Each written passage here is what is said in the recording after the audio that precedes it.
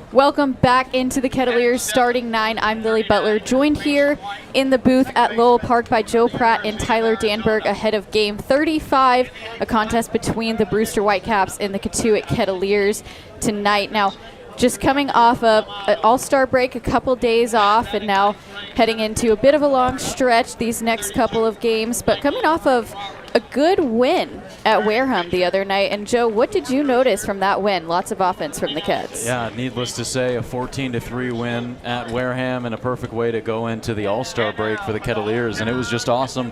I mean, to see the offense really explode after having a bit of a rough patch, I guess, there where they went 0-3-1 across 4 games, and then they rebounded with 4 homers in Wareham, and that helped them get back in the win column.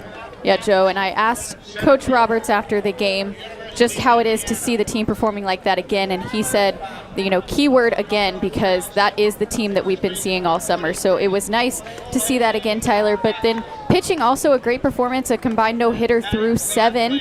And tonight we're going to see Finn McElroy starting on the mound for the Kettleers. Just talk more about that pitching matchup. Well, this start for McElroy is going to be his first since July 4th. And, of course, for those that have been tuning into Kettleers broadcast, you would know that Finn McElroy, unfortunately, was unable to finish that start due to a thunderstorm. He gave up 2 earned runs in that first inning as a starter, and then he really settled in. Tossed a 1-2-3 inning, and then, of course, that top of the 3rd inning was where the lightning and the thunder started to play a factor. But McElroy, he's a hard power-throwing 6'6" righty. He can fill it up, pound the zone. We've seen him improve throwing strikes and got his first college victory on July 12th against Harwich, too. And then tonight, just looking to maintain their spot in the win column, the Kettleers, that is, just keep things rolling as we left off on Friday. Joe, what's going to be your key to tonight's game? I think offense and particularly the bottom 4th of the order. They went 8 for 17 against Wareham and scored 10 runs in the bottom 4 in the order. And today that's going to be James McCoy, Trevor Haskins, T.O. Banks, and Danny Corona. So 3 of those 4 is the same from the bottom 4 in the game against Wareham, where they scored 14 runs. And, of course, that bottom 4th doing a great job setting up the top half. And we're going to need more of that tonight if the Kettleers are looking to string this win together and try to get 2 in a row. Absolutely. Tyler, what are you looking at tonight? Lily, I'm going to take a look at defense. Brewster, 3rd best defense in the league. Cotuit right above them at 2nd. They've both committed 36 and 37 errors respectively, so not too many. And if you go back to Cotuit's last win against Wareham, they made a few errors in that back end of the game, a game in which pitching had thrown a combined no-hitter through 7 2/3 innings. So I think defense is going to play a really important role in this one. And I'm going to build on the defensive side of things and just talk about pitching. I think starting pitching is going to be important, but as well as the bullpen needing to come in and close the game and finish strong. I think all of that is going to make the win tonight and make a win happen for the Kettleers. But we will have all of that in tonight's matchup against the Brewster Whitecaps. First pitch at 4:30 a.m., a little bit of an early start tonight, but Joe and Tyler will have the call up here in the booth.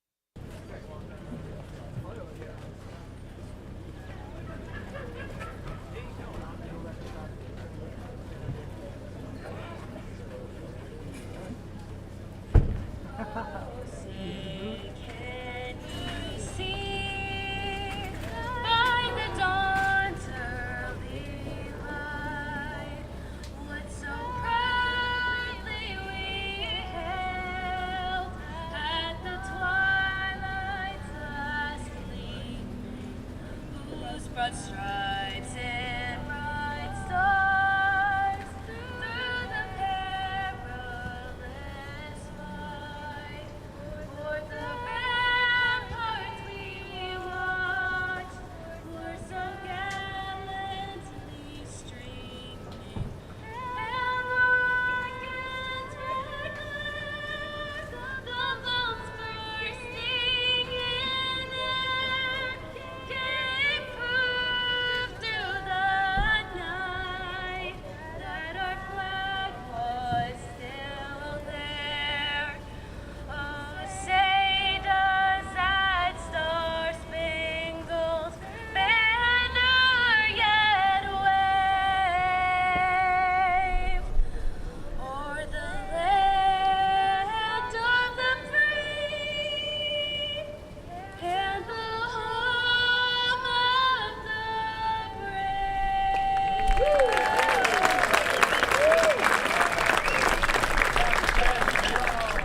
We greet you from Lowell Park for game number 35 of the Cape Cod Baseball League season as the Cotuit Kettleers welcome the Brewster Whitecaps on the Kettleers Digital Network.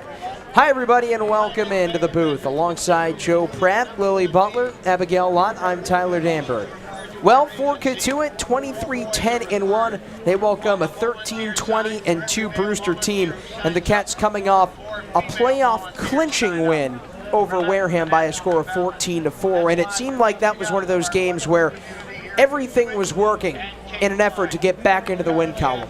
Everything was. I mean, you go from the front end to Jansen Kiesel on the mound, and he set up the offense wonderfully to get some great run support. That's exactly what they did after he went 5 scoreless frames and struck out plenty along with a great longer relief appearance by Jacob Schaefer and Cam Schulke. Nice to see Schaefer back in the rotation after leaving for the MLB draft. Unfortunately, name wasn't called, but pitching was great in his return, along with the back end there, and the offense was great, and they were great as the game went on, Tyler. That's something that we've talked about a lot in recent games, where the offense has kind of been spotty, where they've had great starts, poor finishes, or not great starts, and then too little too late, but it seemed like a very complete game by the offense on Friday night. 4 runs in that top of the 6th inning, a home run by Cole Mathis, a 2-run shot by Grant Norris. Oh, and by the way, Cotuit took a no-hitter 7 2/3 of the way into that one. Yeah, and Jans and Kiesel, it was just about throwing strikes early, and I think that's going to be really necessary tonight for Finn McElroy. How long of an outing we can expect, but he's gone 7 frames across 5 appearances so far this summer, and he had that one start, as you were talking about, in the starting 9. That was in Falmouth, where he kind of struggled in that first inning, but really settled in, and so that first inning is going to be really important for McElroy, I think, tonight, especially against a tough top half of the Brewster lineup. And I think we can go ahead and get into that right now. Right at the top in Davis Diaz out of Vanderbilt, batting first, playing shortstop. James Tibbs after him in left field out of Florida State, bats second. Josh Pearson out of LSU, the DH, batting third. 2022 Kettleer, now spending some time with Brewster this summer. Jared Jones, the first baseman, also out of LSU in the cleanup spot. Ike Irish out of Auburn, bats fifth and catches. Jaime Ferrer out of FSU, plays right field and bats sixth. Mason White, University of Arizona, second baseman, bats seventh. Hunter D'Amato, I should say, plays the hot corner out of FDU. And out of Florida, Michael Robertson, the center fielder, bats ninth. And that will be for Fisher Jamison, the right-handed thrower for Florida. And you mentioned that top half of the order for Brewster, a team that sits 4th in the East. A big reason as to why they're 9-3 when they score first. They can get in front of you early, and they were well represented at this weekend's All-Star game. They had the most All-Stars out of any team in the league, and you can hear them and see them in that top half of the lineup, especially James Tibbs, who really packs a lot of power.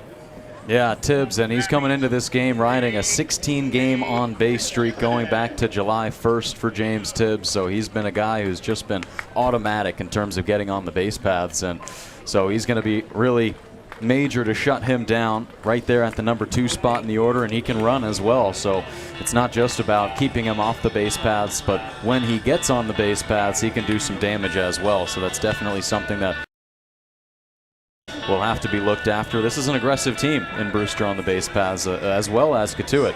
So going to need to definitely hone in on stopping guys from advancing on the base paths. And of course, a guy like Tibbs, going to want to really put a number on him tonight. The Whitecaps, they had a really tremendous start to the season.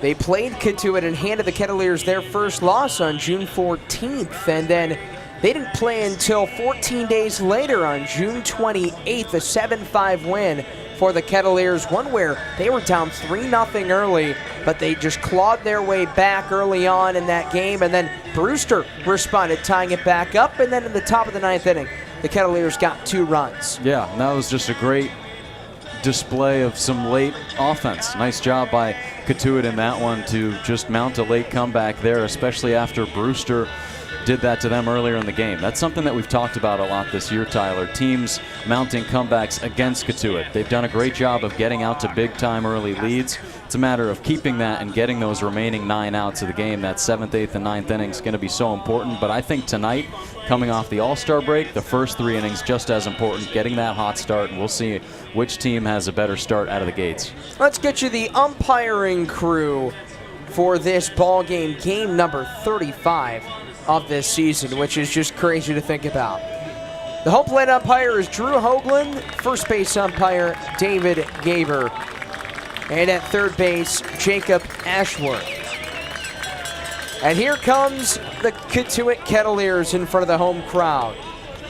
Just 4 home games left here in the regular season at Lowell Park, a park where the Kettleers are 12-4-1 at home. Their last game, a 12-12 tie against Chatham.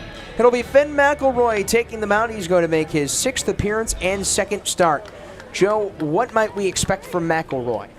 McElroy going to be a guy who likes to start him off with the fastball early, usually, and that's kind of an opposite of Fisher Jamieson on the other side, but we'll talk more about that later. McElroy fastball, and he's been good with that slider. He throws a little curveball in there sometimes as well, and hopefully we can see him with that changeup again, and just we'll see how he starts off counts. That's going to be something that's really important today, and he's had some issues at times in walking guys, but that really hasn't been the case in these past couple outings for him. It's mostly just guys are finding holes against McElroy, and that's kind of been the theme, especially in that one start against Falmouth early on.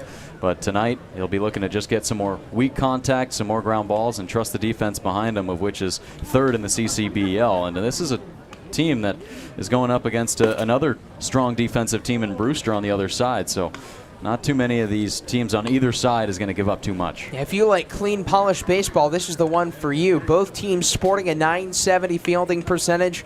Cotuit's made 36 errors. That's the second fewest. Brewster with 37. That's the third fewest.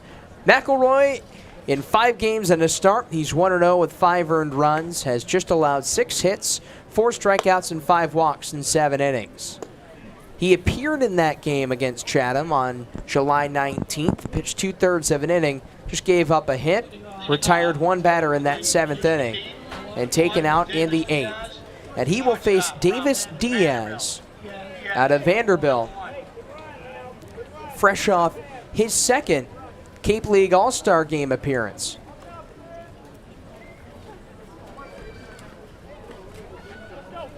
Well-represented crowd this early evening, 4:30 start.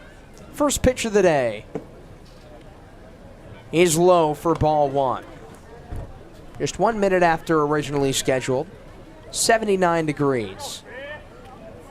Not a lot of humidity either. It was a little bit stickier this morning. The 0-1 to Davis Diaz. Now, of course, from here on out, all regular season games and playoff games, for that matter, will be played at 4:30 because the sun's setting earlier and Lowell Park doesn't have lights.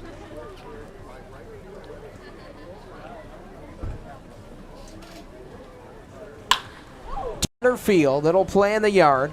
Banks is over, and he makes the catch. Out number 1.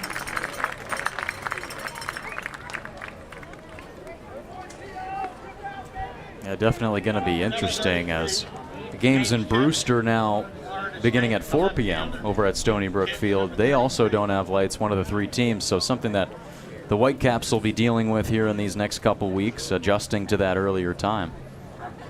And Brewster winners in 4 of its last 10. Really have to think how that might affect the 4 p.m. start. Here's James Tibbs, the home run hitting contest champion, defeating Hunter Hines. Those two are in the top 3 home runs in the league.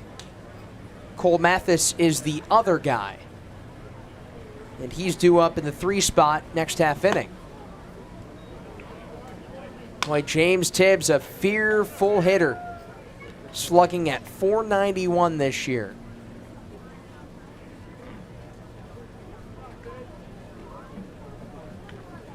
Rising junior for Florida State, hailing from Marietta, Georgia. 2-0. And there's that control you were talking about, getting in front early on. You saw him earlier in the count with a changeup, just missed away. It's got some sharp movement on it, though, really breaking away from left-handed batters. He's got that fastball, the slider, and the change. Change up there. McElroy this year at UCLA, 16 appearances, 2-0 with a 4.5 ERA. Struck out 22 and walked only 5 in 18 innings. Really good strike thrower for the Bruins. 3-1 to Tibbs. Lined and caught by the shortstop, Haskins. Had a little juggle with it, too, for out number 2. That was a hot shot right to Trevor Haskins there at short. Off the bat of James Tibbs, he was looking for another hit on the year. That would extend that on-base streak to 17, but look what I have here, says Trevor Haskins, right into the webbing of that glove. He bounces it around a couple times, but he comes down with it. It's almost like once his boots got on the ground, he had to make a bare hand snag. Haskins is at short. He's lined up on the left side of the infield by Grant Norris. Brock Wills at second, Cole Mathis at first, Caleb Lomavita doing the catching. T.O. Banks is in left, Carter Matheson in center, James McCoy in right. Here's Josh Pearson, and he takes strike two. Pearson last year was a Kettleer, 10 for 55, a homer, and 5 driven in 23 games. This year, with the Whitecaps in just 13 games, he's 15 for 45 with 2 homers. He's increased that in 10 less games. He's had a great campaign for the Whitecaps. And perhaps he's fired up, fresh off a national championship. He's a sophomore out of LSU.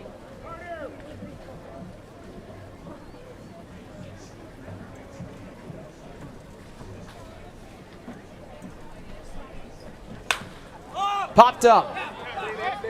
Caleb Lomavita going back for it. He will not have a play, and that one just goes over the Kettleers media tent and the Brewster radio table. Got to keep your head on a swivel over there. That's about as close to the fence as you'll see a ball drop there. Really narrow angle. And courtesy of the former Kettleer Josh Pearson. You see there Lomavita and Pearson, both Kettleers from last year. They both embraced each other before the game, said hello. The 2-2. Pearson golfs it in the air. Norris over, says he has room, and he will.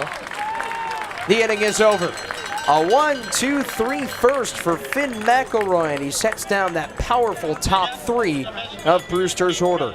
Kettleers coming up for the first of the day when we return on the Kettleers Digital Network. Cotuit Kettleers baseball clinics offer instructional baseball clinics for boys and girls ages 6 through 17, geared to their individual needs and skills. All participants have the opportunity to learn fundamental skills as well as good citizenship, sportsmanship, and character from skilled, experienced coaches and top collegiate baseball players. Clinics begin Monday, June 27th and end Friday, July 29th. To sign up, go to info.collegebaseballcamps.com/CK. Cotuit Baseball lives here on the Kettleers Digital Network.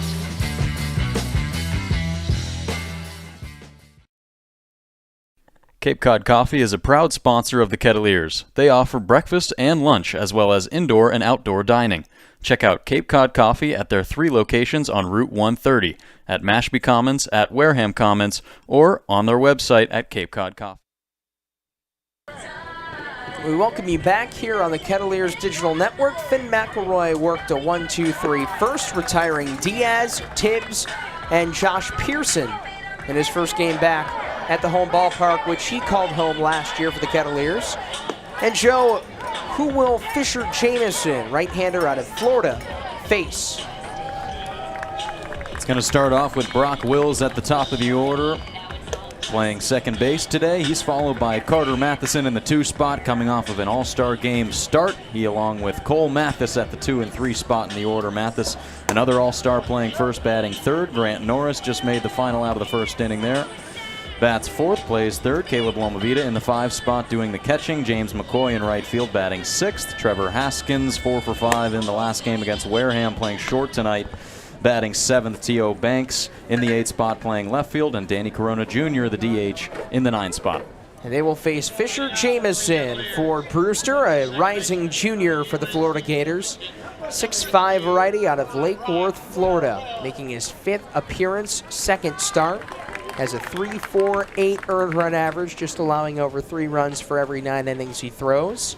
Has struck out 11 and has walked 6 in 10 1/3 innings. He faces Brock Wills, and he opens it up with a strike to Wills, who was 2 for 5 with 3 runs batted in against Wareham on Friday night. Wills shoots it on the ground to third. D'Amato picks it up. He skips it to first. It gets away from Jones. Mathis will wait. Wills turns around second. It's reeled into third by Jones. And that is an early leadoff base runner for Wills.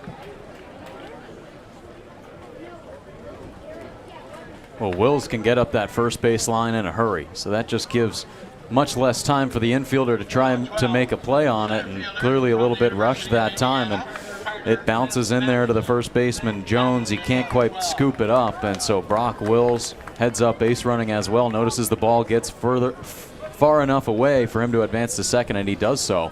So let's see if they can take advantage of that early mistake from Brewster. Carter Matheson, the West Division's starting center fielder in the All-Star game, is down 0-1 to Jamison. Wills, we've been talking about his speed up that first base line the last 3 games, it seems. It's been really making an impact.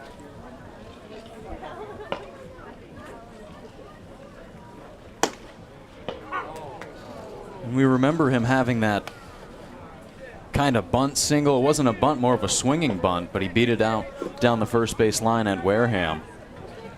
And that was to load the bases. A great display of speed there.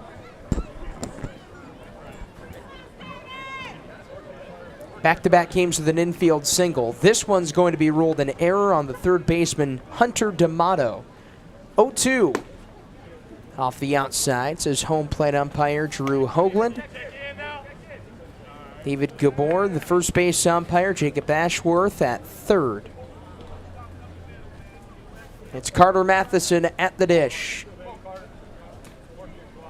Sophomore out of Indiana. And he goes down low for strike 3.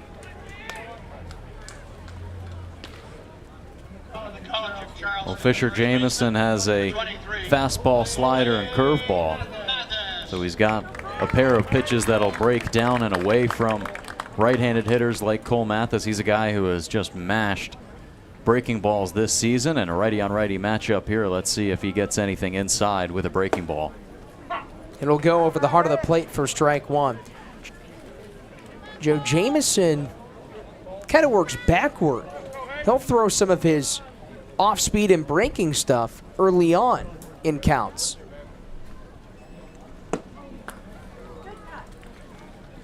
He got 2 sliders right there against Mathis. Gets the call on the first one and then a big swing and miss there. So let's see if he sticks to that backwards pitching theme and goes to the heater here. Mathis fresh off his 7th home run of the season against Wareham. Throws his bat out in front and yanks it into left center field. It's caught by Tibbs on the run. Wills moves up to third. And there's 2 away with a runner on third base for Grant Norris.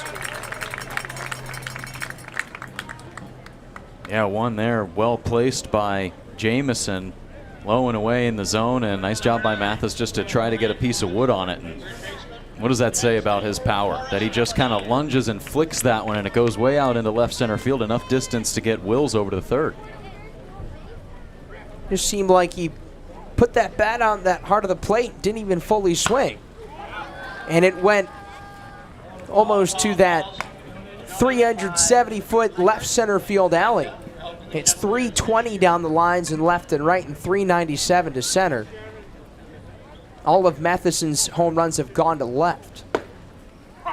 It's 0-2 on Grant Norris, who hit a home run to left at Spillane Field 2 batters after Cole Matheson went yard in that 14-4 win against Wareham.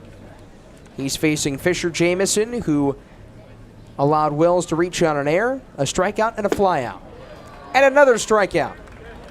So Grant Norris goes down on strikes, and Fisher Jamison has that off-speed stuff working early. We've played 1 full inning at Lowell Park. No score here in Cotuit.com. Stay in touch with the Cats on our social media. You can follow us on Facebook, Twitter, and Instagram by going to Cotuit Kettleers to keep up to date with scores, pictures, behind-the-scenes content, and more. Follow us today. When the unexpected happens, make sure you and your assets are insured appropriately. The agents at Leonard Insurance Agency can tailor coverage to meet your needs. Call 508-428-6921 to talk to their licensed agents today. Missed last night's game? Catch up on everything that happened with daily recaps and sidebar stories from Shane Patagna and Jimmy Middleton by visiting cotuitkettleers.org/blog. Celebrate the history of our national pastime at the National Baseball Hall of Fame and Museum in Cooperstown.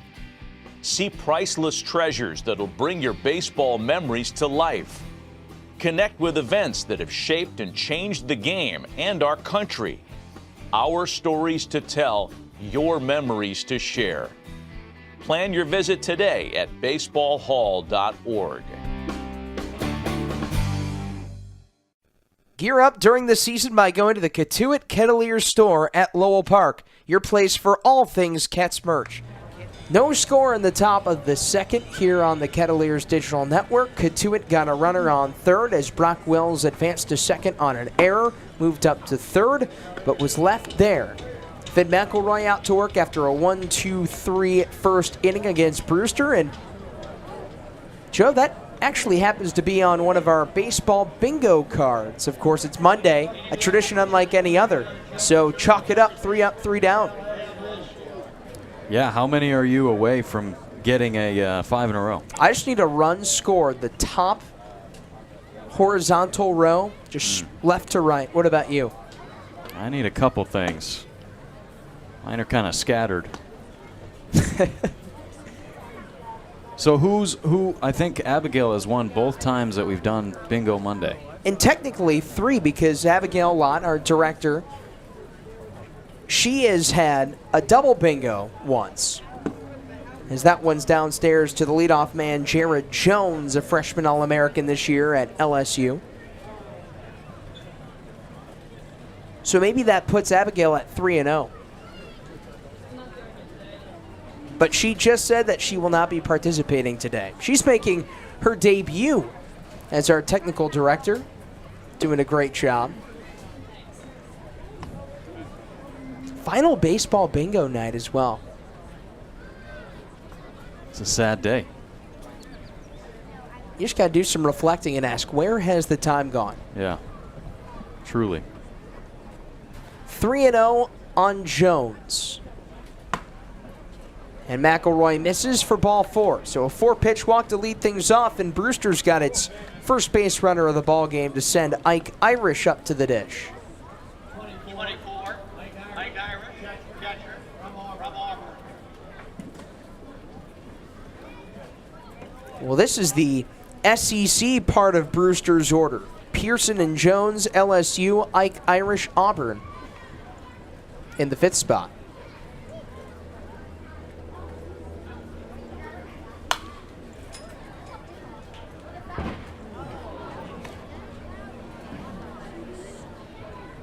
An Irish, an all-star this year. Freshman out of Auburn. Hudsonville, Michigan native. Went 0 for 2 in that 7-1 loss to the Western All-Stars on Saturday night. McElroy's 0-1. Way up high. It gets away from Loma Vida. And Jared Jones takes second.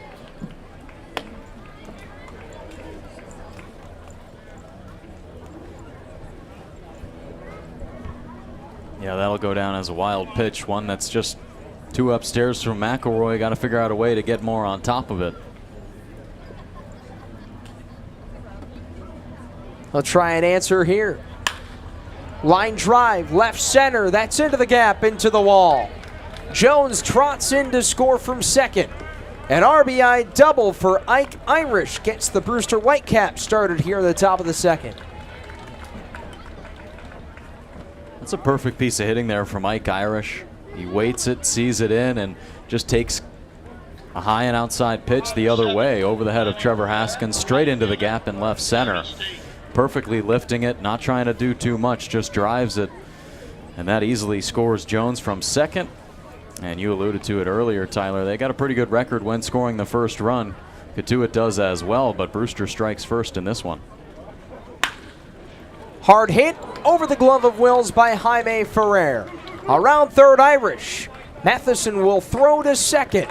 And the Whitecaps extend their lead to 2 on an RBI single by Jaime Ferrer. Well, we talked about how high-powered the top 6 of this lineup are. And we're starting to see more of it here in this second time around. That solid first inning from McElroy, but here he's allowed 3 straight base runners, and that's another piece of just aggressive hitting from Ferrer. Gets a ball kind of middle out in the zone and line drive right over the glove of Brock Wills. Very aggressive, and I think McElroy needs to kind of maybe pick up on that aggression from Whitecaps batters and try to mix things up in terms of the first pitch, what he opens with, and let's see what they do here after that mound visit. He throws to Mason White out of Arizona. And the rising sophomore looks at a strike. So there's your answer right there. Not a bad recovery pitch by McElroy. Yeah, something White can't do too much with. Fastball on the outer edge. Well framed by Loma.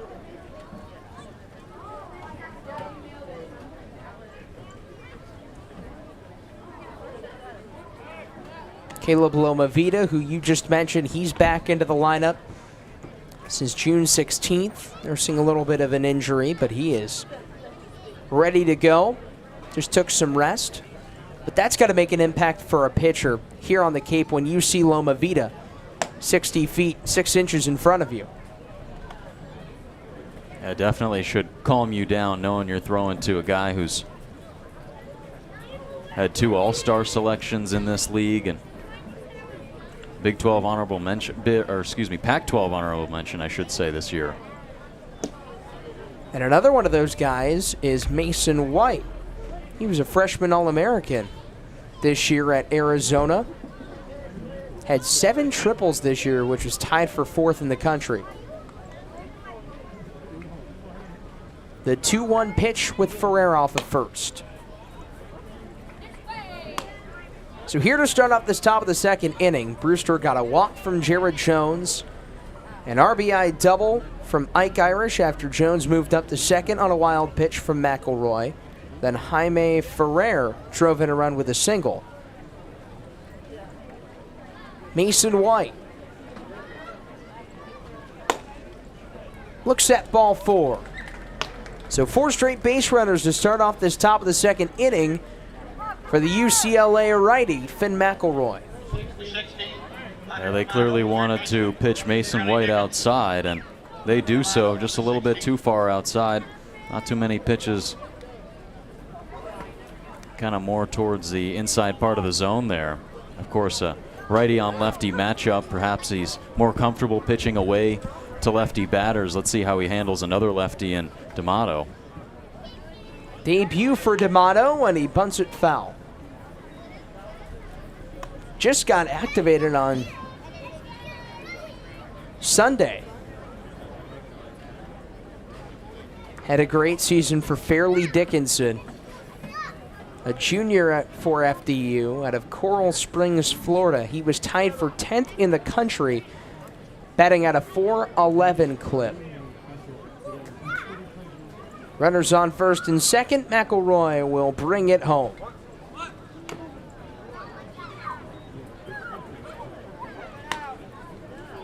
And we've got our first bingo of the day.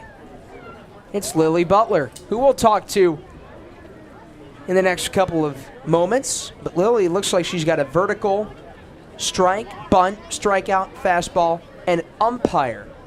Yes, umpire.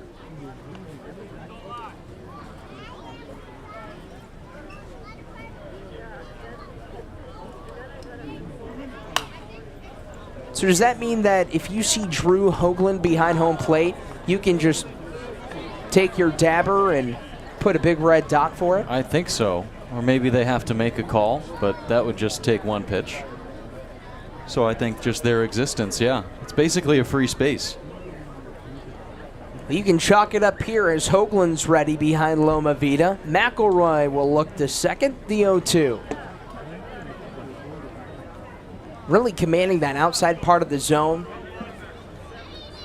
to those left-handed hitters, which the Whitecaps have plenty of. He's done a much better job here against D'Amato. Kind of lost Mason White a little bit too far on the outside edge, but he's been locating it much better here. Can't locate it there. High and away, 2-2. McElroy looking for the first out of this inning. a walk, an RBI double for Ike Irish, an RBI single for Jaime Ferrer, and a Mason White walk. White's on first, Ferrer's on second. D'Amato at the dish. McElroy looking to get out number one. And time is called. Are they looking at an automatic ball? Yeah, looks like it. It was called by the second base umpire out there, and Jacob Ashworth, and I guess McElroy just took a couple seconds too long, but he nearly beat it there as he started his windup, and then right then Ashworth dinged him for the time. 20 seconds for McElroy to get a pitch off with runners on the base paths. 15 with nobody on. The payoff coming to Hunter D'Amato. Lifted, shallow left. Norris back. He collides with Banks. And Banks got it.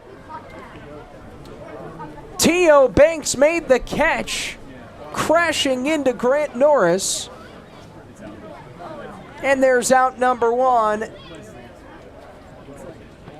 as D'Amato's retired. You see Banks immediately fling that glove off, as it looks like that right wrist in some discomfort. Grant Norris colliding with him. He was going back on that ball. Real shallow play in left field. Yeah, Banks getting checked out on that right hand, right wrist area. Looks like he's got his hat off, but looks like Norris is okay, so that's good. But he'll be walking slowly back to the dugout. Mike Roberts out there as well. Interesting to see who they bring in to replace him. You know, looks like they're holding on to that forearm of T.O. Banks.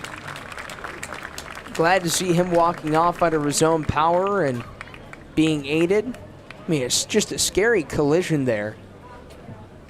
Looking into the prime of the sunshine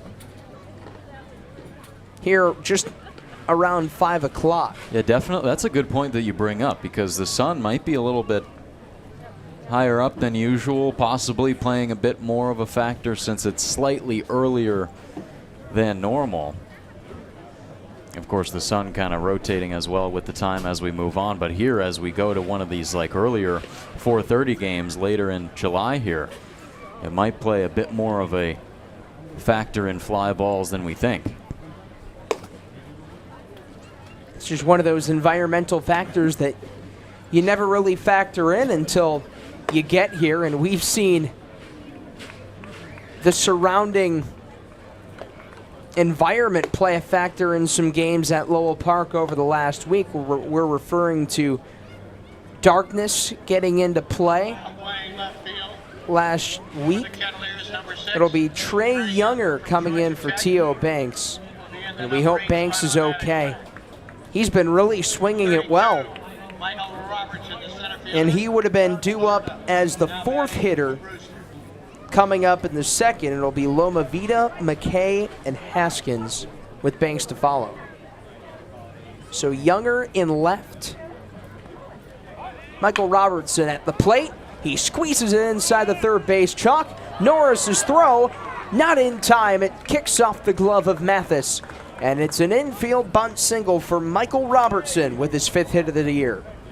It's nice to see Grant Norris putting a good charge on that ball. He had his first start of the summer at third on Friday night at Wareham, and that was somewhere that he played a lot this year at Penn State. It's nice to see him settling back into that position nicely. A great bunt laid down by Michael Robertson, and now a big opportunity here for Brewster to take a big-time early lead against a Cotuit team who is really good when they score first, but of course they don't have the advantage of that today, and now they just got to try to play some solid defense here and hold them to at least one.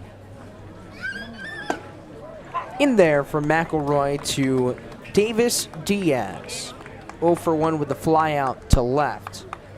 A walk, an RBI double, an RBI single, a walk, a fly out, and an infield bunt single has been what's gone on in this inning.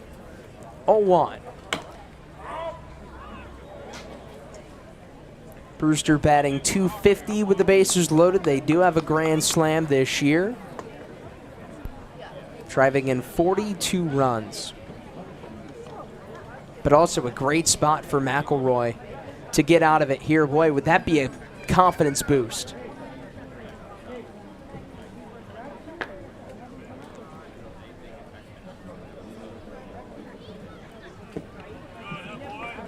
How important is the location of a pitch here with the bases loaded for McElroy? Well, you definitely don't want to leave anything up in the zone over the plate for Diaz to take deep. Want to keep things low and away.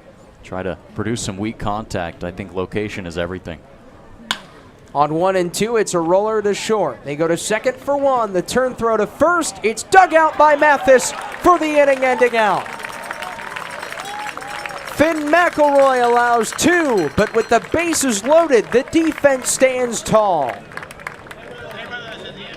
We've played 1.5. We go to the bottom of the second. 2-0 Brewster on the Kettleers Digital Network. Make it to the ballpark, you can order the latest apparel and accessories on kettleersstore.org. Cape Cod Coffee is a proud sponsor of the Kettleers. They offer breakfast and lunch as well as indoor and outdoor dining. Check out Cape Cod Coffee at their 3 locations on Route 130, at Mashpee Commons, at Wareham Commons, or on their website at capecodcoffee.com. Cotuit Baseball lives here on the Kettleers Digital Network.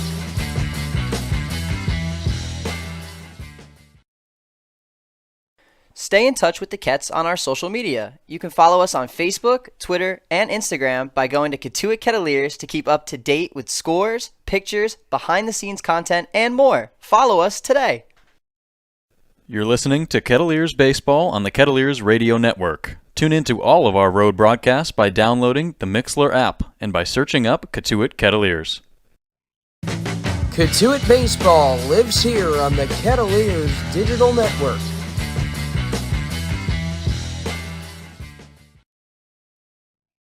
Cape Cod Coffee is a proud sponsor of the Kettleers. They offer breakfast and lunch as well as indoor and outdoor dining. Check out Cape Cod Coffee at their 3 locations on Route 130, at Mashpee Commons, at Wareham Commons, or on their website at capecodcoffee.com. This year, the Cape Cod Baseball League celebrates its 100th anniversary. For over a century, baseball has been a staple on Cape Cod, producing over 1,600.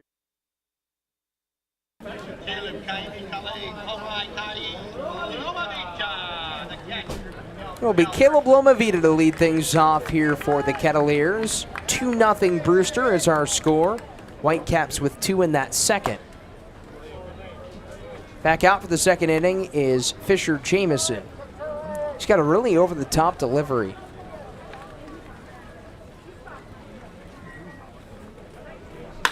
Lomavita pulls it through the left side. His 25th hit of the year, and he gets things started for the Cats in the top, now bottom of the second. Yeah, nice to see him back and swinging it well. A couple precautionary days off there with a slight oblique issue, but that was just purely just to keep him off the field for a little bit. Misses the All-Star game. It's okay, he was there last year too, and just a great swing in his first AB back. Nice to see him back, swinging it well in the lineup.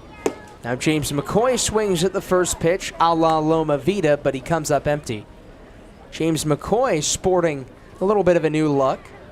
Cut his hair, shaved his beard. All he's got left is that mustache. The 0-1. Which is interesting because usually you don't want to switch up the look when you're hitting the ball well. He's 10 for 32 with 12 runs batted in his last 10 games. It's interesting. A lot of guys might think like that. Looks like James McCoy doesn't. But he is a little bit superstitious in some ways as well. Bit further away from his head than his toes. Maybe it's at his shoes. Eyes, ears, shoulders, knees.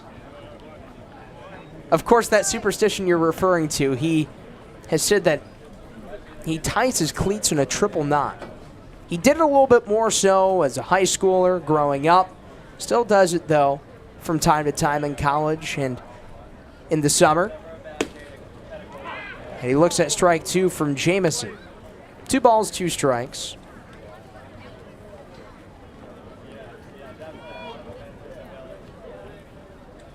McCoy, though, at a great eye at the plate. And he's ahead. He's reached base in 41.9% of his at-bats. By a hit or by a walk.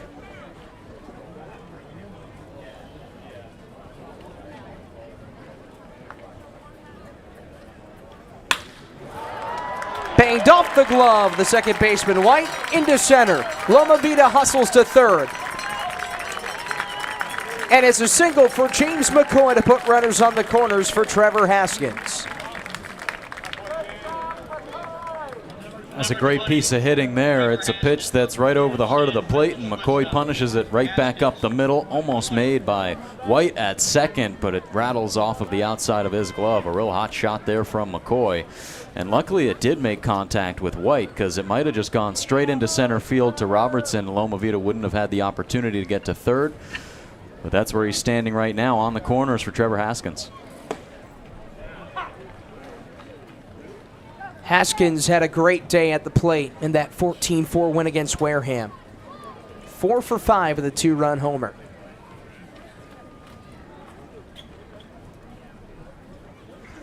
But one thing that we were talking about on the radio broadcast, as he did go around, says Gabor, the first base umpire, is that Haskins was working those counts as well.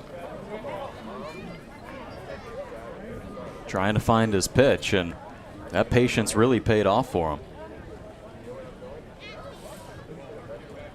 He's got 5 hits in his first 3 games.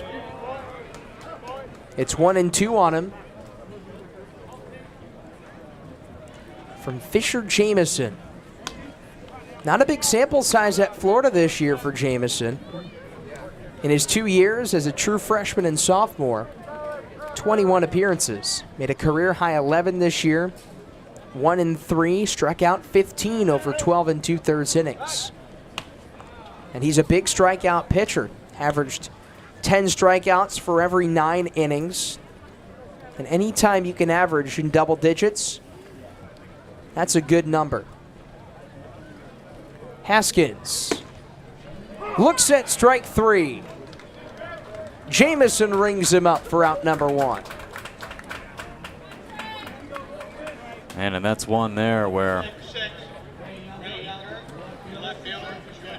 an 0-2 count. Haskins might want to just try to get a piece of it, fight it off, but he thought that one was a little bit more outside, and it was a good frame by Ike Irish. They get the big strikeout there for Fisher Jamison. Irish is behind the dish. Hunter D'Amato, Fairleigh Dickinson at third. Davis Diaz, Vandy short. Mason White, Arizona second. Jared Jones, LSU at first. James Tibbs, Florida State in left. Michael Robertson, Florida in center. Jaime Ferrer, Florida State in right. There's a swing and a miss from Trey Younger. He entered the game with 1 out in the top of the second, a 2-run inning for Brewster after T.O. Banks was taken out of the game after colliding with Grant Norris. He was holding on to that right arm. We hope he's okay. That's got to be a tough spot for Younger to come in. You always got to stay ready. It's not the first time that's happened this year. When a left fielder for Cotuit leaves the game early, actually the last time it did happen was at Stony Brook Field, that game that we were referring to earlier between these two teams when Ryan Waldschmidt was in left field for the Kettleers, and he went down with a knee injury there, and then Banks replaced him. And then Banks hit a 2-run homer. Younger bounces one to third. It's off the glove of D'Amato. He throws to first. It's picked out of the dirt by Jones. That'll get Loma Vida across. And the Kettleers are on the board within 1.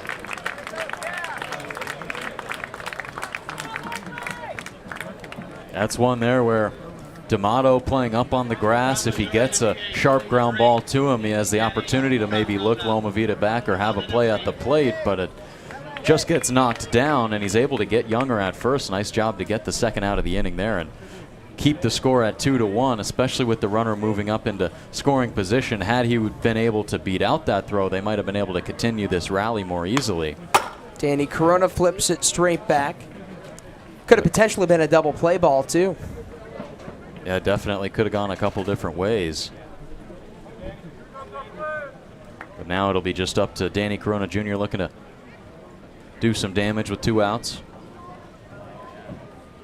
The future Missouri Tiger has the count even on him, 1-1. McCoy's on second. He singled after Caleb Loma-Vita singled. Loma came around to score. And Fisher Jamison got a strikeout of Haskins, a ground out of Younger, his 4th RBI. A big cut and miss by Danny Corona, who has thrived in these spots. 2 for 9 with a run driven in this year in 3 games and 2 starts. Had a 2-out single to drive in a run in that 10-2 loss against Harwich. Tying run on second. Jamison lets it fly. Way up high. McCoy takes off, and he's in there safely.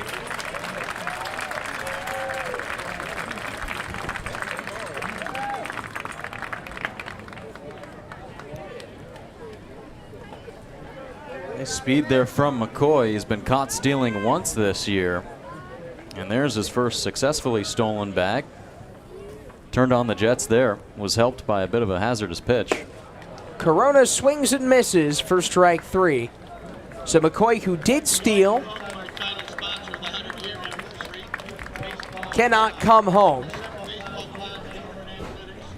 But the Kettleers are on the board. They're within 1 of the Whitecaps, who come out when we come back. But first, let's talk to Lily Butler, who joins us for the first time today. Lily?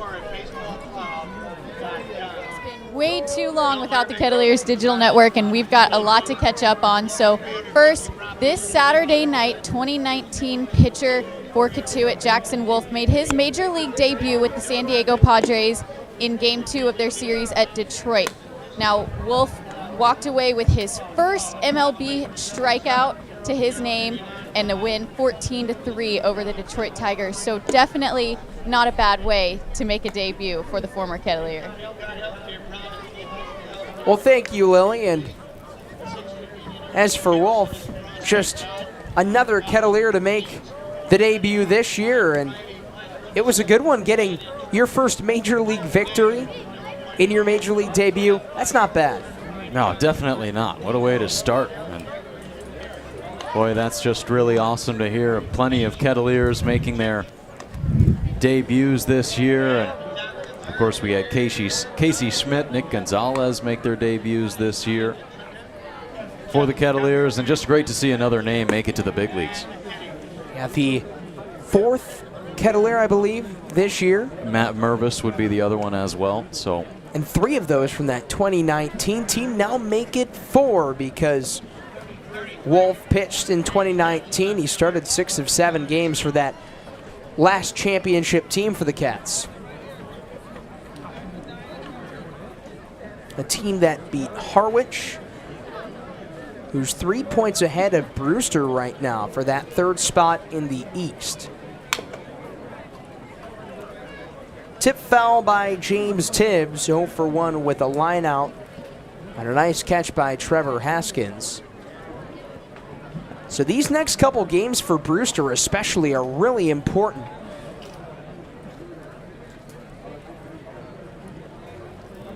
Finn McElroy fires,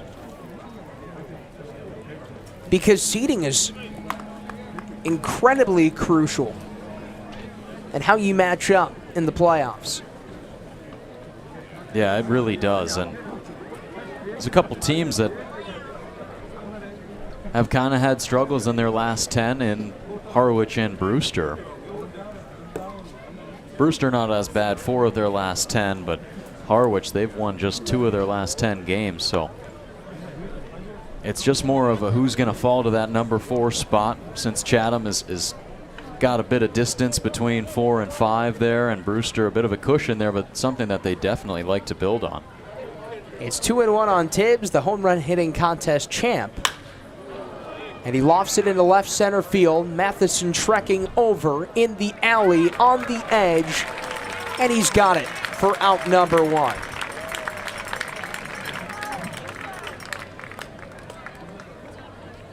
Carter Matheson is magnetic out there in center field. Designated hitter, LSU. Pearson, number 11. Ball's carrying today. That's one that Tibbs kind of got under, but really goes a long way. And you see the flag just to the left of the new digital scoreboard. It's blowing straight out towards the trees in center field.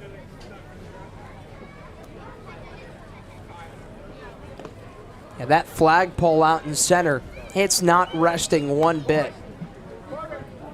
Out towards that 397 sign in center. And it's guarded by some trees too, so it's really, the wind's really got to be blowing back there for it to have movement like that. It's calmed down a little bit in the last couple seconds though. At 12 miles per hour, gusts a little bit higher than that. And Josh Pearson, who's no stranger to playing and hitting in this park, takes a big whiff and miss. It's 1-1 on Pearson, who hit a home run in Game 3 of the College World Series Finals this year. He had a great series against Florida. Also made an acrobatic catch in that 4-3 Game 1 win. And McElroy with a hammer of a curveball comes up just a bit high.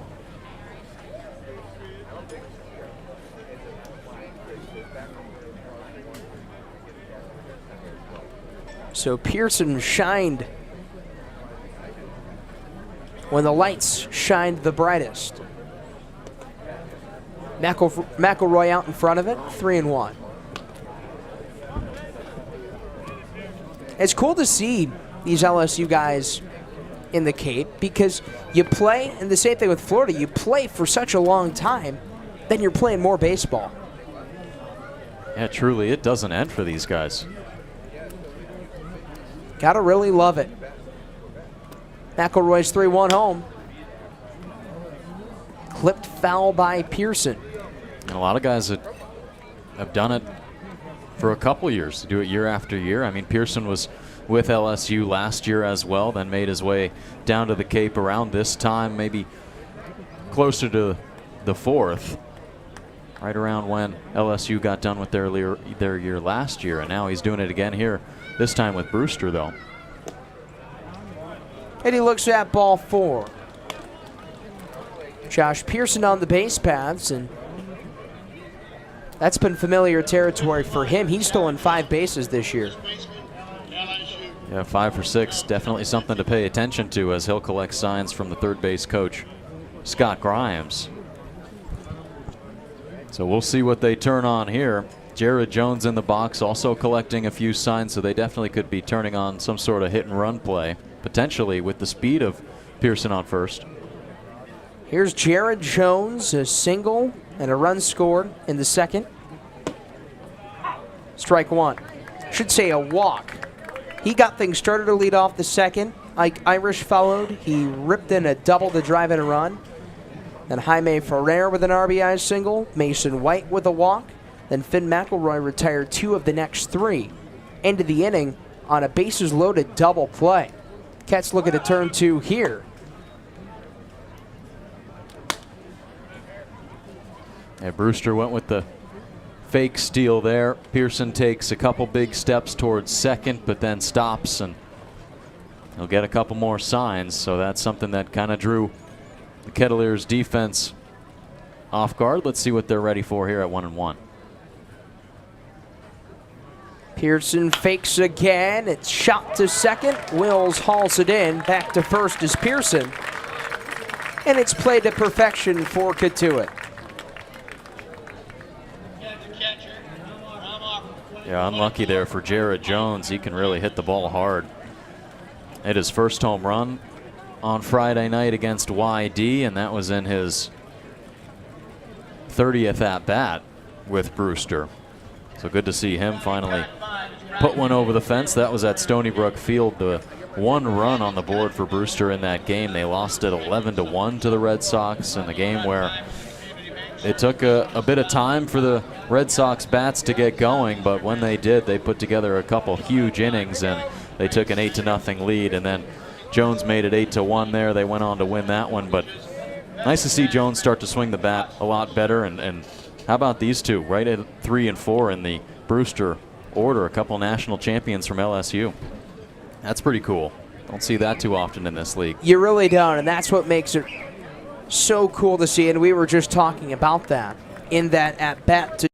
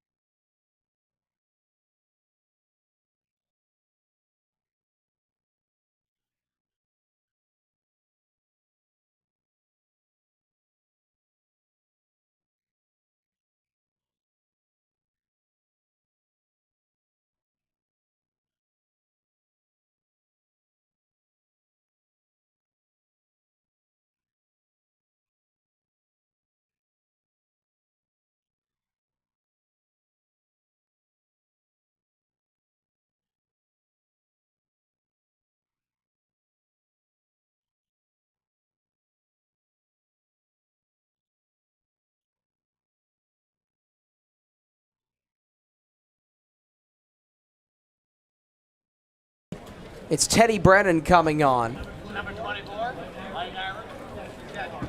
replacing Finn McElroy. This will be the second appearance for Teddy Brennan. He debuted on July 16th, pitched an inning and 2/3, got the loss. Pearson takes off, pitches upstairs, the throw to second, not in time. Pearson's in with his 6th stolen base.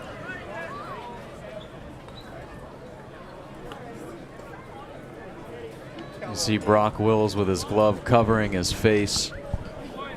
Pretty surprised after that one, and Haskins a point back to Loma Vita. That was a great throw down to second by Loma, looking to get his former teammate, but Pearson wins at that time. It's Ike Irish. It's 1-1 on him. Irish with an RBI double in that second inning, facing Teddy Brennan. Brennan struck out the side in the 8th, but then in that 9th inning, a solo homer, a single, and 3 walks in that inning. But a tough situation to come into. Had a great season at George Washington. Logged a lot of innings. Started 10 of 18 appearances moving from the bullpen.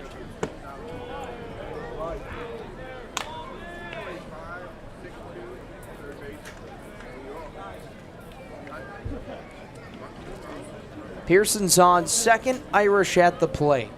2-1 Brewster is our score. And he drops it in, does Brennan for strike 2.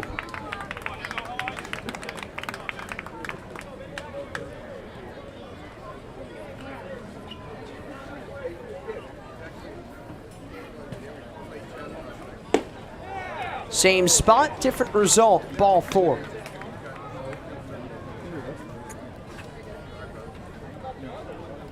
Number 7, Jaime Ferrara, the right fielder, Florida State. A tough one there for Brennan. Opens up this outing with a walk, and that's exactly how he ended his last time out. That was that game against Orleans where the Kettleers lost it on the walk-off walk. That 8th inning against Orleans really shows you the potential that Brennan can have. Pulled into left, Base hit for Jaime Ferrer. Speeding around third is Pearson. He will score. Ferrer has his second RBI single of this ball game to make it a 3-1 Whitecaps lead. 39, Mason White, second base. Back-to-back RBI singles for Jaime Ferrer, and this time he just puts it over Grant Norris, tucks it in down the line and left, and it brings home Pearson easily. A nice piece of two-out hitting to extend the inning here for the Whitecaps. That will be a run assessed to Finn McElroy, giving up 3 earned over 2 2/3 innings. But that two-out hitting ringing true for Jamie Shevchik's Whitecaps. They've now got 5 hits. 2 for Cotuit. They've got a run. Nobody home at second. So Brennan will face Mason White. Walked in that second inning.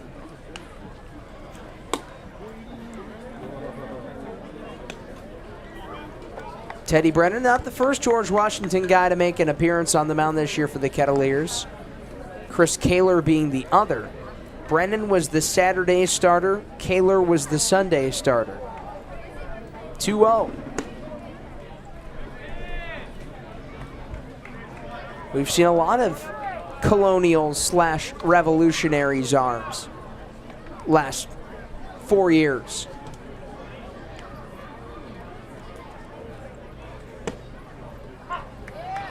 And did White call time there but didn't get it? No, I don't think he called time. I think he stepped out of the box because he did not have the green light, and he just stepped out early. And now Mike Roberts, let's just say he wasn't too happy with that play.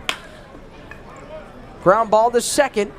Wills recoils and gets Hunter White.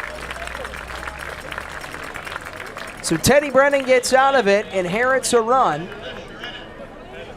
But that is all. It's 3-1 Whitecaps. Brewster tacking on another on the second RBI single of the day for Jaime Ferrer.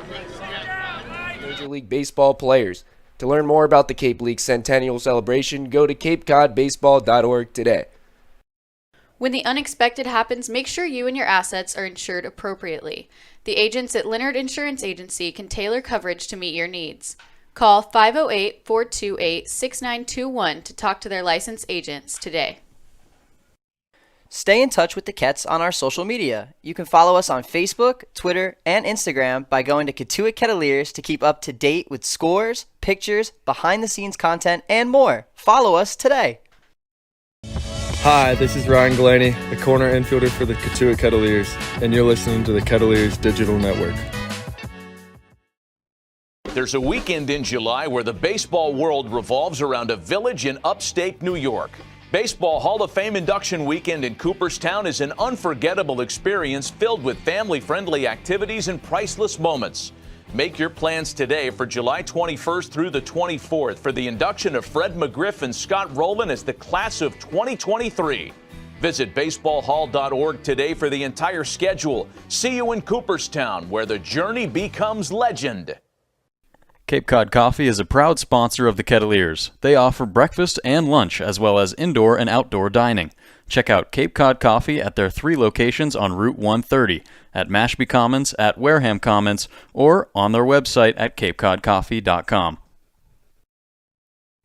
Gear up during the season by going to the Cotuit Kettleers store at Lowell Park, your place for all things Cats merch. Can't make it to the ballpark? You can order the latest apparel and accessories on kettleersstore.org. Missed last night's game?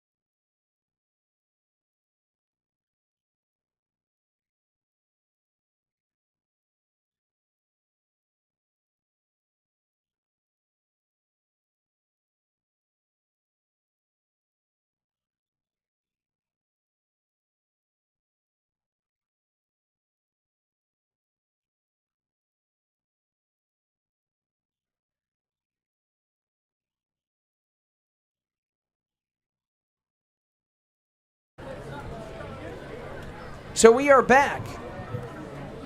The hitter is Brock Wills. He's the leadoff man. It's 3 balls, 2 strikes on him. Tyler Danberg, Joe Pratt, Abigail Lott, Lily Butler back with you. Brock Wills got things started in the bottom of the first, reaching on an error, got to second. But he gets rung up here by Fisher Jamison, who's got his 5th K of the day.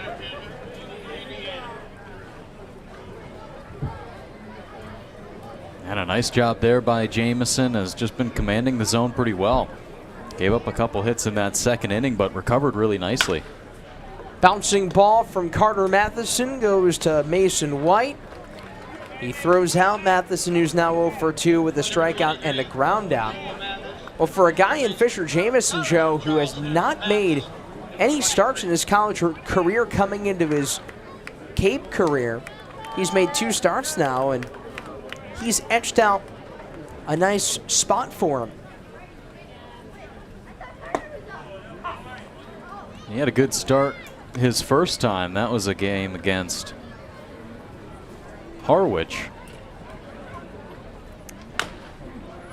He went 4 strong, giving up a couple of runs. He struck out 3, and Brewster went on to win that game against their division rival, the Mariners. And those 2 runs weren't scored until the 3rd inning. Cole Mathis takes ball 1. Mathis 0 for 1 with a fly out to left. He was 0 for 1 with a walk and a run scored in the All-Star game. Did not pitch, just played first.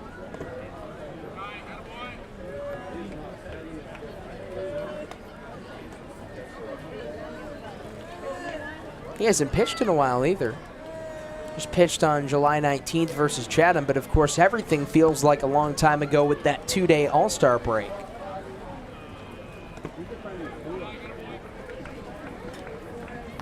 With the All-Star break, Joe, being so late in the season with just 10 games to go, do you think that there's a certain level of refreshment with these teams? I think there should be. I think it's kind of a perfect timing for it, because now we just have this home stretch of the season, this week and a half left. And Cole Mathis gets a base knock up the middle. Came into the game with a .322 average. That one's going to increase it. 1 out base runner in Mathis. pushes that one straight back up the middle. Another base hit for him. And back to what we were saying, though, just it feels like a final push towards the end of the year. Got 8 games left after today. We're playing in game 35 of 44, so we're really in kind of the home stretch, almost there, I would say. Once we get to about 5 remaining, then it'll feel a little bit more like it. 2 away here for Grant Norris. Struck out in the first inning. He was the first of 5 punch-out victims for Fisher Jamison. So it's kind of like second win. Everybody starts to get a little bit more riled up, making the way towards the playoff push. And that's not to say these remaining games, despite having a playoff spot clinched, there's still plenty of shuffling around that can happen, especially when you look back at the end of last season. Swing and a miss from Norris, and Fisher Jamison gets his 6th strikeout of the game. He strikes out Wills. He gets a ground out of Carter Matheson.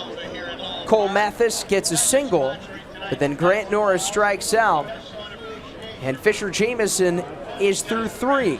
To the 4th we go on the Kettleers Digital Network. Teddy Brennan. Catch up on everything that happened with daily recaps and sidebar stories from Shane Patagna and Jimmy Middleton by visiting cotuitkettleers.org/blog.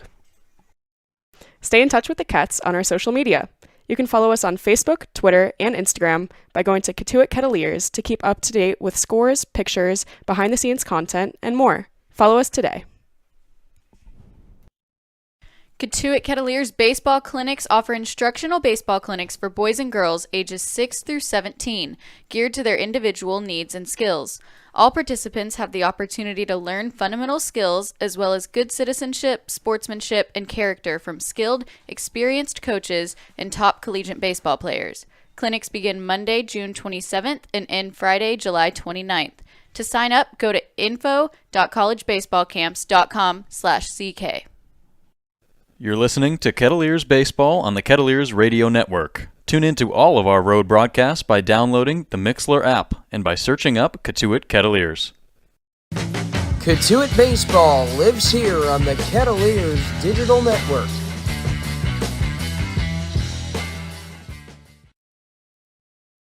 You're listening to Kettleers Baseball on the Kettleers Radio Network. Tune in to all of our road broadcasts by downloading the Mixlr app and by searching up Cotuit Kettleers.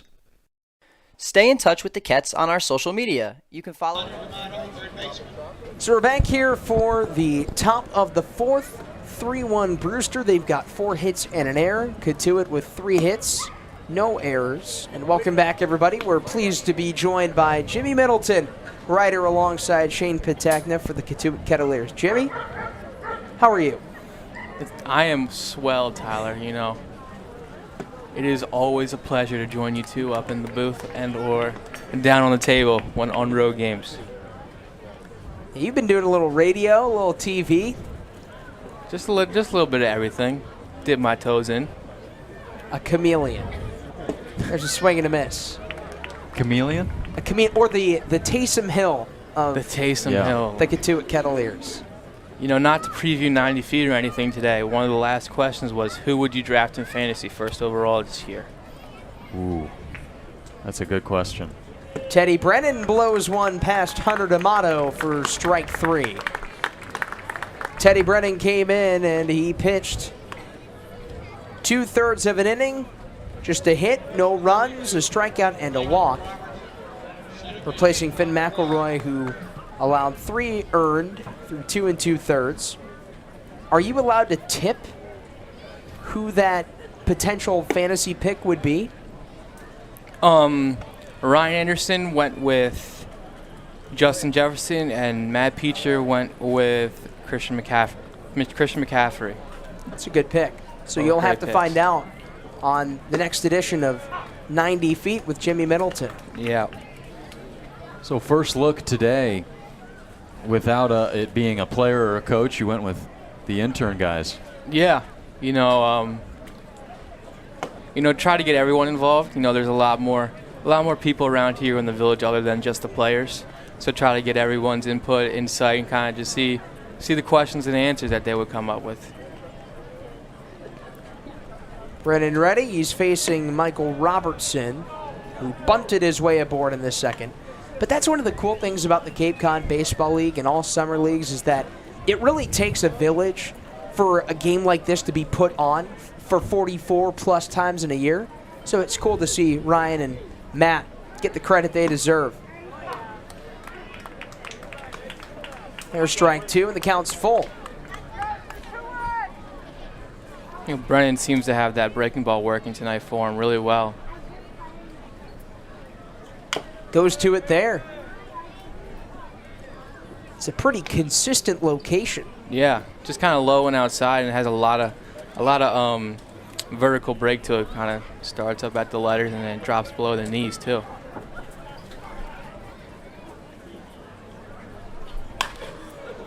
Inside out fly ball into left.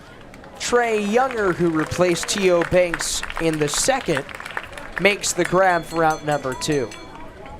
Now, who would be your guys' fantasy picks for fantasy football this year?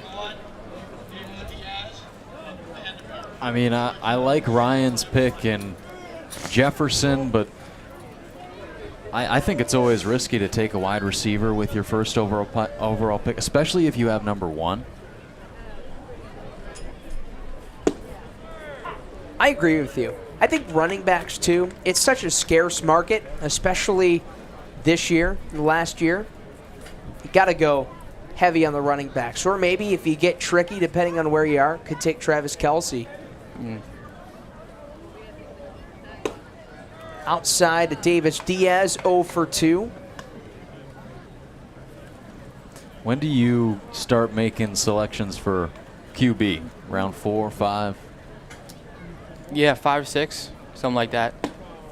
And try to delay it as long as you can, because there's plenty of quarterbacks that'll get you over the hump. That'll give you a nice 15 points that you need. Dak Prescott's always going to be down there. Yep. Davis Diaz out of Pittsburgh, California. Wonder who he might want to take with his first pick in fantasy. I'm sure that's not even remotely close to being in his mind right now as he faces Teddy Brennan. 2-2 coming. And it drops in for strike 3 call. Teddy Brennan out of George Washington pulls the string and retires the Brewster side in order. How about that pitch? That curveball was not on his mind right there. Not at all. So we've played 3.5, I should say, at Lowell Park. We go to the bottom half of the 4th. It's a 3-1 Brewster lead. On Facebook, Twitter, and Instagram by going to Cotuit Kettleers to keep up to date with scores, pictures, behind-the-scenes content, and more. Follow us today. When the unexpected happens, make sure you and your assets are insured appropriately. The agents at Leonard Insurance Agency can tailor coverage to meet your needs. Call 508-428-6921 to talk to their licensed agents today. This year, the Cape Cod Baseball League celebrates its 100th anniversary. For over a century, baseball has been a staple on Cape Cod, producing over 1,600 Major League Baseball players. To learn more about the Cape League Centennial Celebration, go to capecodbaseball.org today. Gear up during the season by going to the Cotuit Kettleers store at Lowell Park, your place for all things Cats merch. Can't make it to the ballpark? You can order the latest apparel and accessories on kettleersstore.org.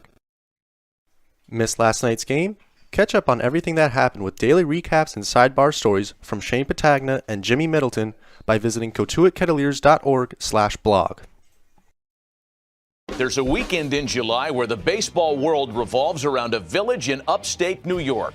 Baseball Hall of Fame induction weekend in Cooperstown is an unforgettable experience filled with family-friendly activities and priceless moments. 3-1 Whitecaps leading. Bottom of the 4th, and Caleb Lomavita coming up to the plate. He's back into the lineup since June 16th for the first time. It seemed like he picked up where he left off in the second, swung at the first pitch, got a single, does it here. Long throw from Diaz, and he will get Caleb Lomavita. But that's one of his specialties. He's aggressive on that first pitch he sees. Yeah, it seems like he hasn't missed a beat from, I think it's been about a week since he's played. So his first at-bat, just a stinger out to the left center gap. So it just seems like just hasn't missed a beat since he hasn't played. I believe that was 8 days ago for Loma Vita, July 16th, and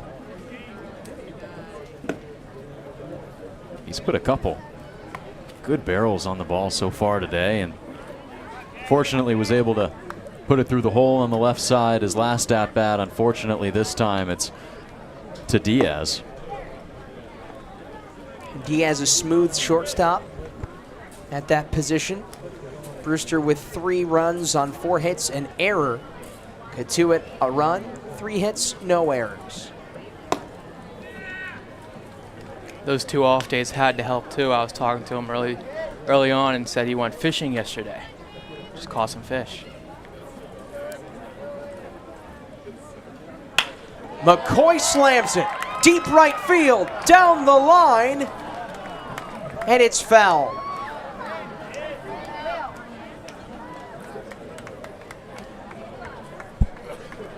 And he just turned on that ball. It kept on hooking down towards the corner there. Thought he might have had the distance to just put it between the pole and the yellow at the top of the fence there at the 320 marker, but boy, nice job by McCoy. Jumped all over that pitch. Yeah, just barely hooked it outside the right field line, but he got another good piece of the ball. McCoy's been really stinging the ball lately, getting the ball to the barrel or getting the barrel to the ball in a lot of his at-bats recently.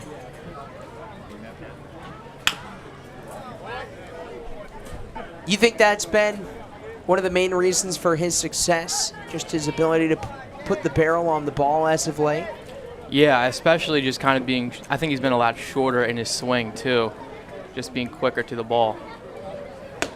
He chases the upstairs stuff, and Fisher Jamison with strikeout number 7.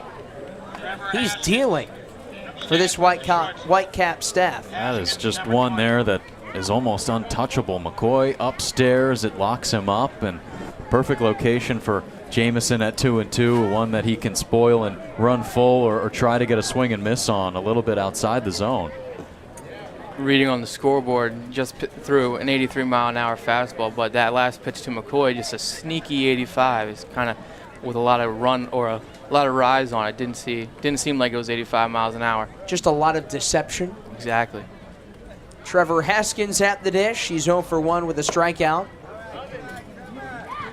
He was the third K victim of Fisher Jamison. He was up to the plate in that second inning where Cotuit scored on an RBI groundout by Trey Younger, who's waiting on deck. It's been a really gorgeous day. We've had a great stretch of weather. A little bit on the hotter and humid side. But that's what you sign up for, especially late July. Mm-hmm. Good weather, especially after all the rainouts and postponements that we've had so far this season. Haskins ropes a 3-hopper to third.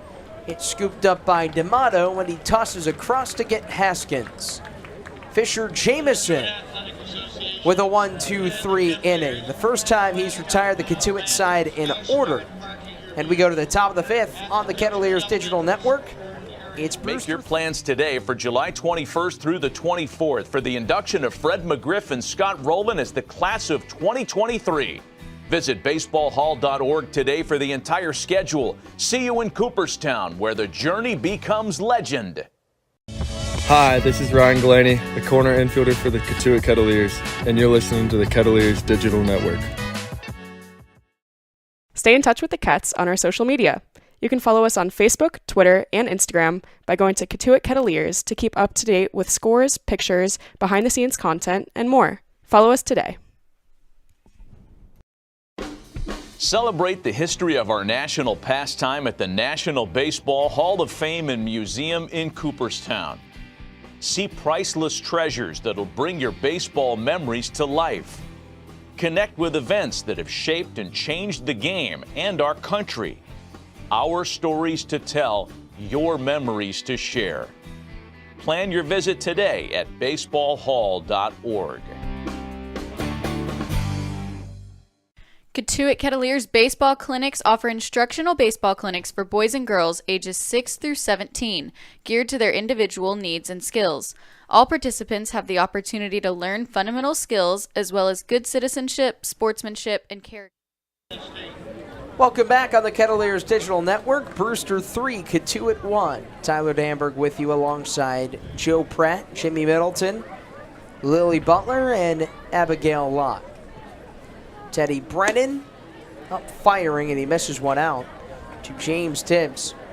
Well, Brennan, in his first inning of work, walked Dyke Irish, gave up an RBI single to Jaime Ferrer, has retired the last 4 batters he's faced.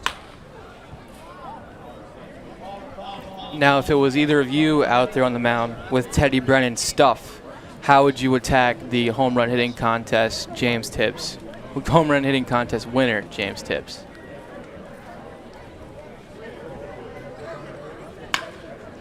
Well, he attacks a man. It squeaks past the glove of Mathis and into right.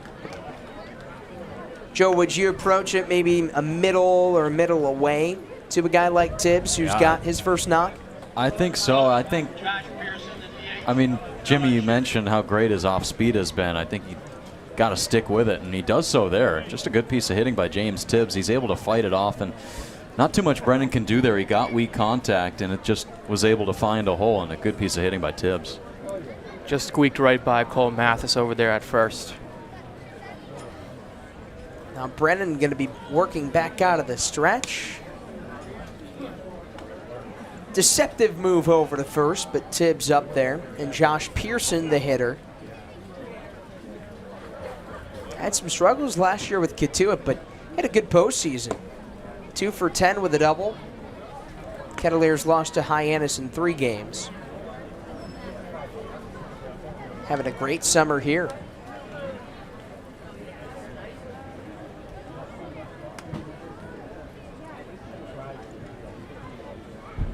The 1-0 on the outside. It's the first chance for you guys to see Pearson since last year. Of course, Joe and Jimmy being with the Kettleers last year as well.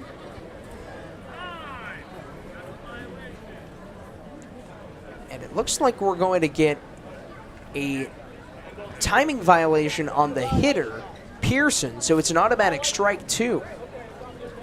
Joe, what do you think might have happened there? Were his feet not in the box? I think his feet are in the box, but he has to look up and acknowledge the pitcher first, I believe.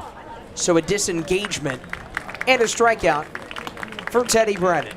I'm not so sure. Jim, what'd you see there? I think he just, it's like exactly how you said, Joe. He just wasn't looking at the pitcher. I think it has to be around 7 or 8 seconds that you have to acknowledge that the pitcher is out there, and it just seemed like he didn't do that there. So that's what it's going to go down as for strike 2. And then the next pitch, Teddy Brennan gets his 3rd K of the day. That's now him retiring 5 of the last 6, and he dials in a strike to Jared Jones. That's exactly what the Kettleers need, a solid relief appearance, a longer relief appearance, of course, replacing McElroy in the 3rd inning. And it kicks past Loma Vida to second is Tibbs. McElroy going 2 2/3 innings. Is it a benefit to have a guy like Brennan, who started the majority of his games in college, come in and make some long relief appearances in the summer? I think so, especially with McElroy. You can play kind of the matchup game a little bit for first 2 innings or so, and then you can bring in Brennan, who's used to that starter role, who can give you maybe 3-4 innings at hopefully, so he can kind of get you through over the hump and save those arms in the bullpen. So more of an opener is what you're saying, to kind of set up a longer relief outing for Brennan. Mm-hmm. Big reason why it's so nice to have Jacob Schaefer back. He's another guy who spent a lot of time as a starter at UNCW. Yeah, started 16 for the Seahawks. And pretty much going to be moving into middle to back end of the bullpen type of a reliever spot. 3-2 on Jones. Also participated in the home run derby.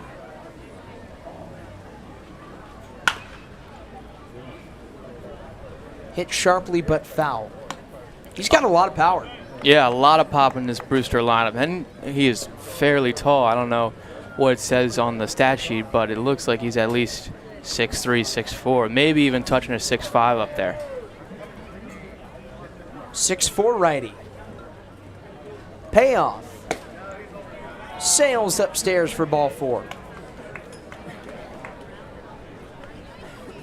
Even for the big 6'4" frame, that one's a little bit too upstairs. He accepts his 2nd walk of the game. Jones really been seeing the ball well, especially after hitting that home run on Friday night. Only had 1 at-bat in that game.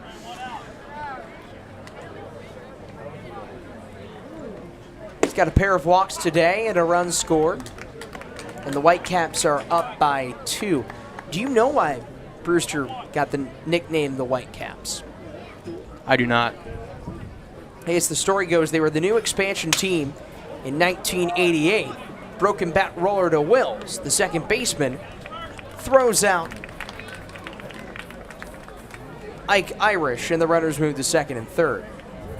And it was a guy by the name of William Turlington, a native of Brewster, Massachusetts, that suggested the name to be Whitecaps for when the winds come across Cape Cod Bay and you see those whitecaps on the water. So one of the latest expansion teams and that's why they got the nickname. Underneath the legs of Loma Vida, here comes the runner in Tibbs. And the Whitecaps roll in to take a 4-1 lead. Just squeaked under the leg of Loma, or in between the legs of Loma there, and just right over to the left. Just unfortunate circumstance for Brennan and Loma Vida there. That'll result in Jones taking third, Jaime Ferrer. And Joe, you had a note on Ferrer's on-base prowess on the road. Yeah, 15 straight road games getting on base. That goes back all the way to the first road game he played. So every single game on the road this year, Ferrer has found a way to get on the paths. And of course tonight, I mean, he's done more of that, just been crushing the ball on the road here at Lowell Park. 2 for 2 today, couple of singles. Those both drove in a pair of runs.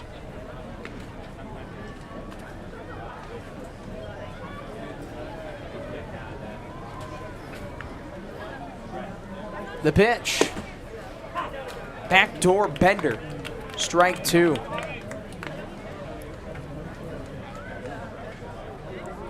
Ferrer entered this game with 2 runs batted in with runners in scoring position and 2 outs. But he fans at strike 2. He's already got 2 with 2 down today. A big violent swing over the breaking ball there from Brennan at 78. The southpaw throws, and Ferrer scoots it foul.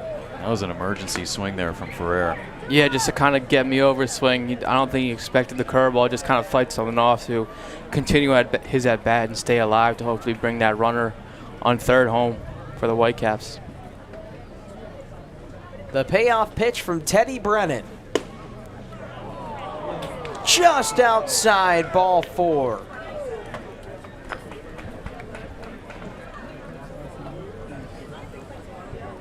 Make that 3 plate appearances, all of which that Ferrer gets on base. Really good eye. You see, he puts a lot of focus into those pitches before, where he's ahead in the count 3-0. And then he gets a pitch that's clearly a strike. He doesn't have the green light, though, with 2 outs in the inning, but he watches it all the way in. And then the next pitch, he gets the same exact pitch, takes a big swing at it. And so then that's 2 times in a row where he sees the same pitch, same speed from Brennan. Then he gets it for a 3rd straight time on the breaking stuff. And then as he's seen it the last 2 pitches, he just watches it go slightly outside. He gained information earlier in the at-bat. Definitely gained some information in those first 2 singles. And that's why he wins the battle there and extends this inning. I think that's one of the benefits of no hitter wants to run a full count. But I think that's one of the benefits of seeing a lot of pitches in a count and also fighting off pitches. You get to see kind of how things are breaking, how the fastball is moving, how any of the off-speed stuff is moving, and how it looks. And he was just able to kind of look that ball in and just know that that was just a little bit outside, not by much, but just a little bit. That was the 3rd walk allowed by Teddy Brennan, the reliever that replaced Finn McElroy, who pitched 2 2/3 innings, gave up 3, walked 3. Brennan is through 2 full frames, 1 earned run, 2 hits, 3 strikeouts, and 3 walks. Runners on the corners now for Mason White. A walk and a strikeout. He was the 3rd batter that Teddy Brennan faced in that 1-run 3rd for the Whitecaps. They've got 1 run here in the top of the 5th. They lead it by 3. Looking to break a 2-game losing streak. Kettleers looking to expand their win streak to 2. They're coming up a 14-4 victory before the break to Wareham. And White goes chasing. Just fooled him with that breaker there. Just kind of fell off the table from 12-6 curveball there.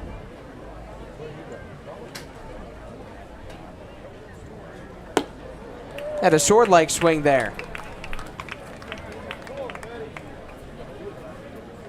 Well, if you have a question for the Ketts booth, feel free to ask it. We might just answer it at some point down the road.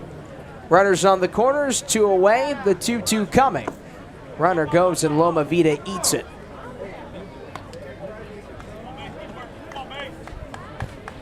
He made it look easy, but that's a big-time block there by Loma Vida. A pitch that's low and away, and he tries to keep the forehand on it, does so perfectly while keeping that left leg strong. And a walk for Mason White. So the bases are juiced for Hunter D'Amato, but it could have been a lot worse because if Loma Vida has that ball skip past him, that's allowing another run to come home on a wild pitch, as it did when James Tibbs came home. So Mike Roberts out. He's going to make a pitching change. Looks like that'll be the day for Teddy Brennan. Will Jacobson was warming. We're seeing a lot of veteran presence in this ball game. So Jacobson striding in out of the bullpen. We'll be right back on the Kettleers Digital Network. When we return, the bases loaded for Brewster in a 4-1 ball game. Can I tell you something just between you and me? When I hear your voice, I know I'm finally free. Every single word is perfect as it can be, and I need you here with me every day. You're saying the words that I want you to say. There's a pain in my heart and it won't go away. Now I know I'm falling in deep, 'cause I need you every day. Swing and a high fly ball. Deep right field. No doubt about it. Goodbye. A solo home run for Tanner Thatch. Now I know I'm falling in deep, 'cause I need you here with me. Can I tell you something just between you and me? When I hear your voice, I know I'm finally free. Every single word is perfect as it can be, 'cause I need you here with me. Have a hit! Have a hit!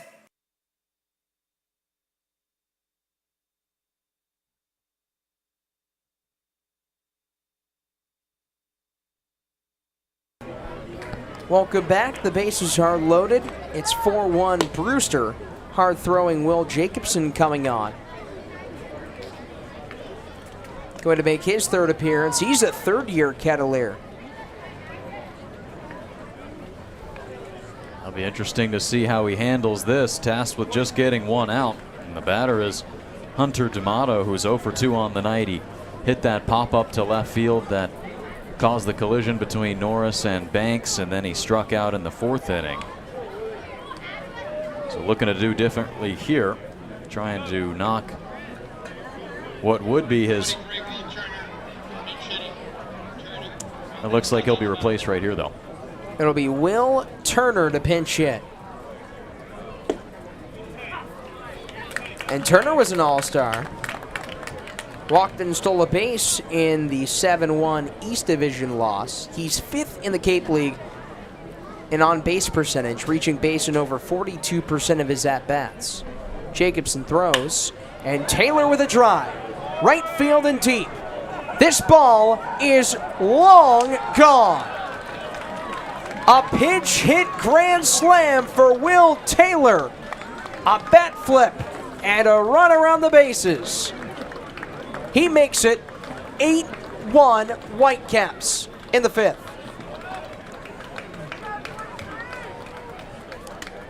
Well, new pitcher, new batter.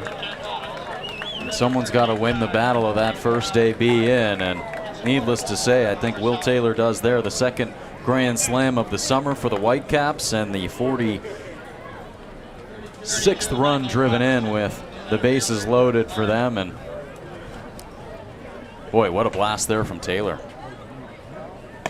Taylor just got all of that one. Just really barreled out the ball, centered it into the trees, and had a nice little pimp job at home plate for the fans.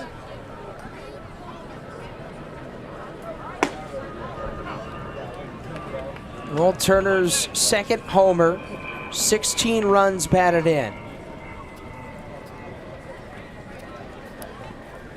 And a pinch hit spot for Hunter D'Amato. Michael Robertson, the hitter now. It has to be so challenging coming off the bench in the first place and no real at bats, and then coming in that spot, and then you hit that grand slam. It has to be the best feeling. We've seen that a lot at times. Ryan Galaney being an example, coming in as a defensive replacement, but in this situation, pinch hitter. You're really thrown right out of the dugout and ready to bat. And a 5-pitch walk for Michael Robertson.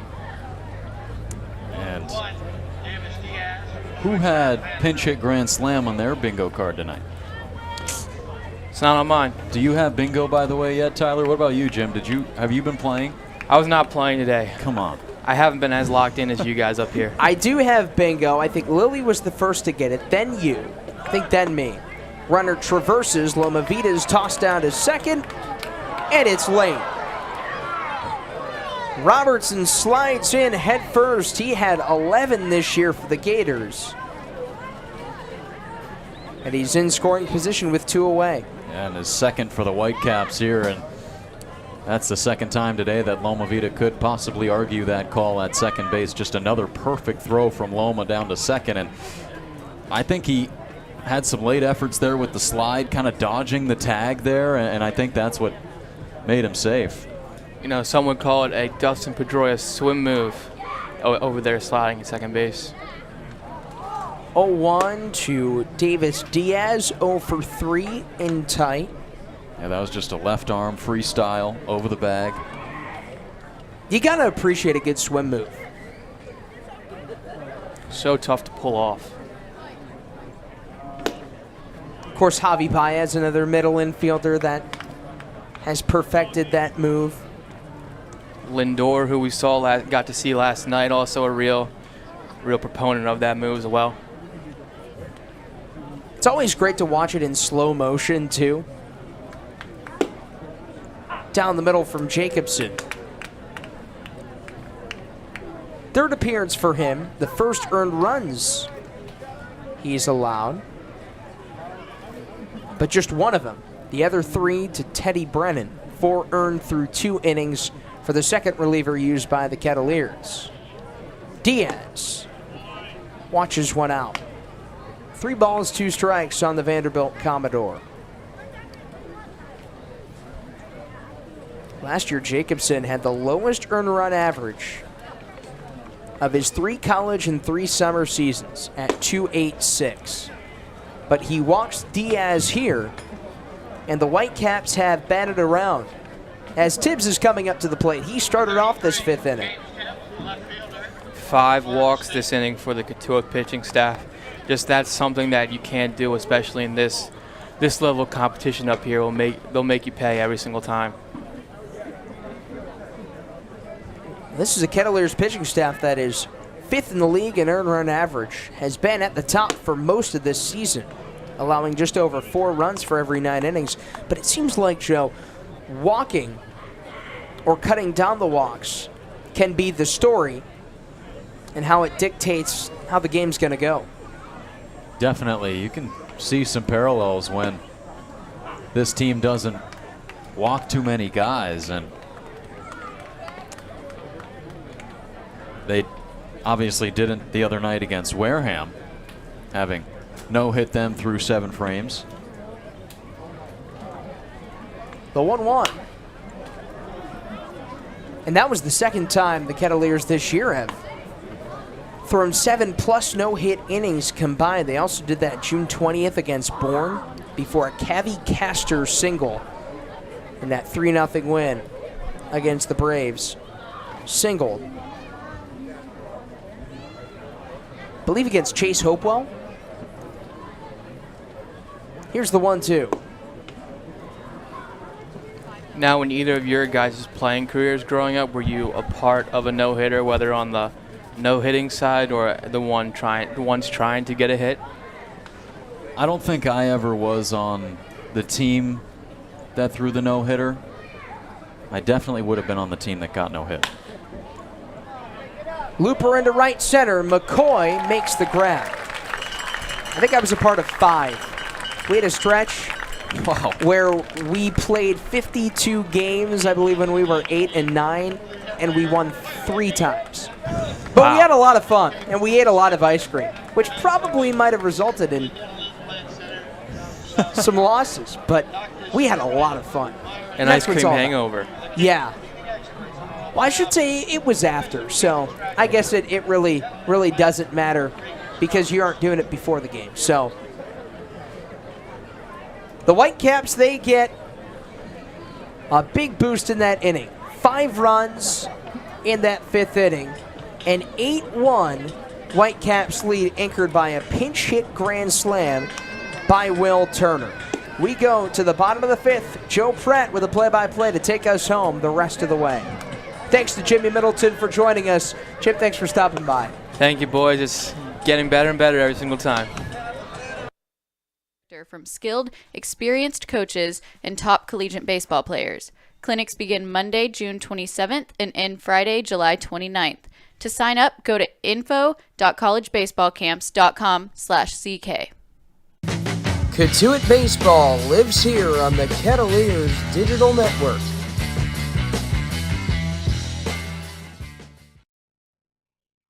Cape Cod Coffee is a proud sponsor of the Kettleers. They offer breakfast and lunch as well as indoor and outdoor dining. Check out Cape Cod Coffee at their 3 locations on Route 130, at Mashpee Commons, at Wareham Commons, or on their website at capecodcoffee.com. Stay in touch with the Cats on our social media. You can follow us on Facebook, Twitter, and Instagram by going to Cotuit Kettleers to keep up to date with scores, pictures, behind-the-scenes content, and more. Follow us today. When the unexpected happens, make sure you and your assets are insured appropriately. The agents at Leonard Insurance Agency can tailor coverage to meet your needs. Call 508-428-6921 to talk. Bottom of the 5th inning, 8-1 Whitecaps lead. First pitch to Trey Younger. Fastball over the top for strike 1 from Fisher Jameson, who's gone 4 solid innings so far in this second start of the summer for him. And he turns and fires to Younger again down low. Younger 0 for 1 on the day, replaced T.O. Banks after the collision between him and Grant Norris in shallow left field. That was back in the 2nd inning. Younger does not go on the 1-1 offering from Fisher Jameson. But Younger made that first at-bat in replacement of T.O. Banks. A ground ball to the left side. 2-1 tapped foul by Younger towards the on-deck circle, and he was able to score Loma Vita from 3rd, and that's the only run in this ball game for the Kettleers, at least. On the other side, Whitecaps really been swinging the bats after going 3 up, 3 down in the top of the 1st inning. They haven't done that since. Even count to Younger, high chop to the right side, reaching up for it, Jones, and in time to get Younger at first. Yeah, just a tough bouncer. Well played at first there by Jared Jones. Able to retire a speedy Trey Younger. Got to be tough for him to step into a spot. His name's not on the starting 9 on the whiteboard in the dugout. He has to react to that play in left field with T.O. Banks, and hopefully Banks ends up being okay, but definitely smart to take him out of the game just to be sure, as Danny Corona Jr. steps in and takes ball 1 down low.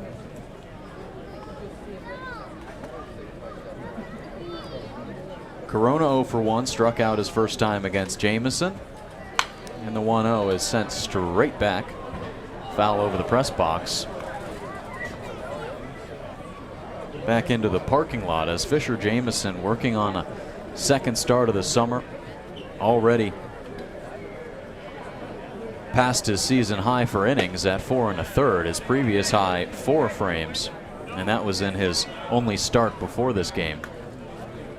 A 4-3 win over Harwich, and that one was a little bit low and away to Corona, who's now ahead 2-1. Infield shifted to the right. He lifts that bat up off of his left shoulder and takes downstairs. So big opportunity here for Corona just to get on base. That's what the Kettleers need. Down 8-1 in the 5th inning.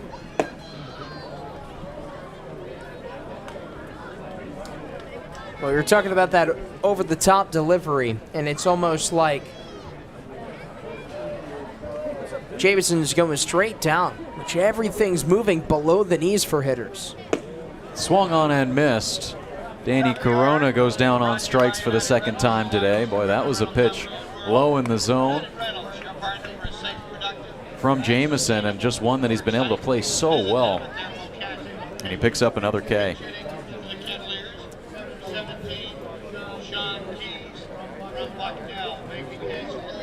And we'll have a pinch hitter here for Brock Wills at the top of the order with 2 gone here in the bottom of the 5th. Making his Kettleers debut is Sean Keys, infielder out of Bucknell. And the first pitch to him, he tags it foul back towards the parking lot.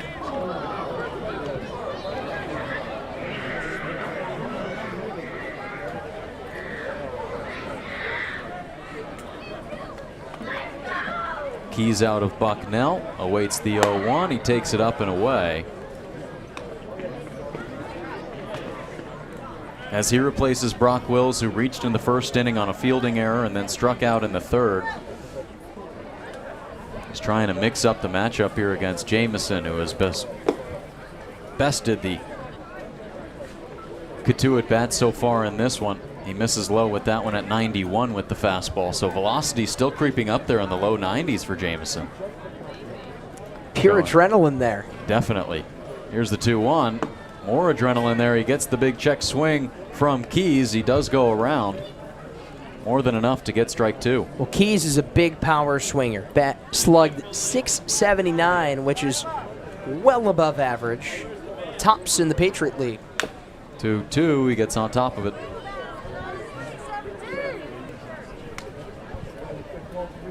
He was in the top 10 in the league in remotely every single offensive category.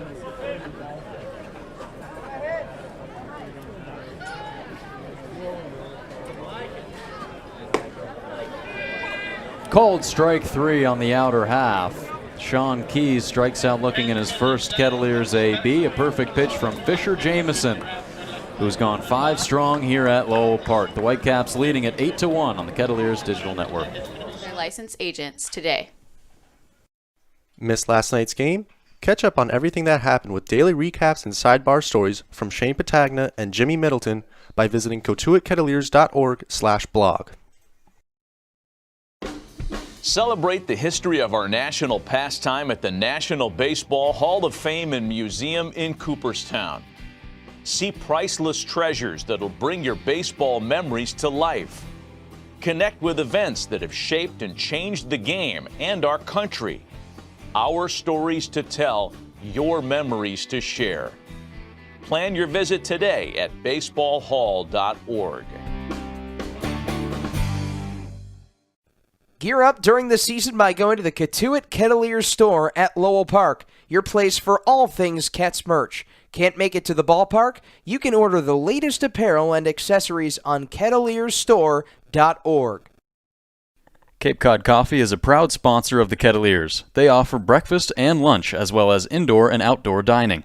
Check out Cape Cod Coffee at their 3 locations on Route 130, at Mashpee Commons, at Wareham Commons, or on their website at capecodcoffee.com. Cotuit Baseball lives here on the Kettleers Digital Network.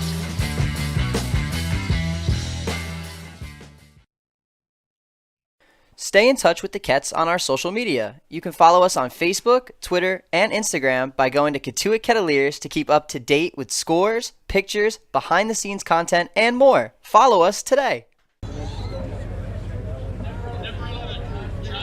8-1, the Whitecaps lead it. We're through 5 here from Lowell Park on the Kettleers Digital Network. Joe Pratt, Tyler Danberg, Abigail Lott, Lily Butler with you. And Will Jacobson back out there on the mound. He replaced Teddy Brennan in the 5th inning, who was faced the heart of that Brewster lineup. And boy, did they come up big time 5th inning, where James Tibbs led things off with a single. Brennan got back with a strikeout, but then a couple walks and they loaded the bases. That was when Brennan was taken out of the game and they pinch hit Hunter D'Amato for Will Turner, who blasted the second grand slam of the summer for the Whitecaps to double their lead from 4 to 8. 8-1 our score here.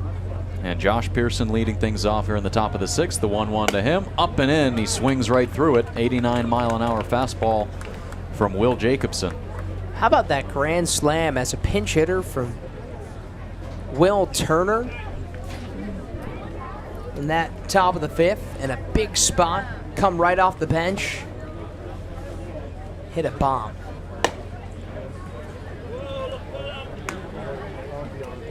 Yeah, he got to turn and watch that one go, as it was a no-doubter off the bat.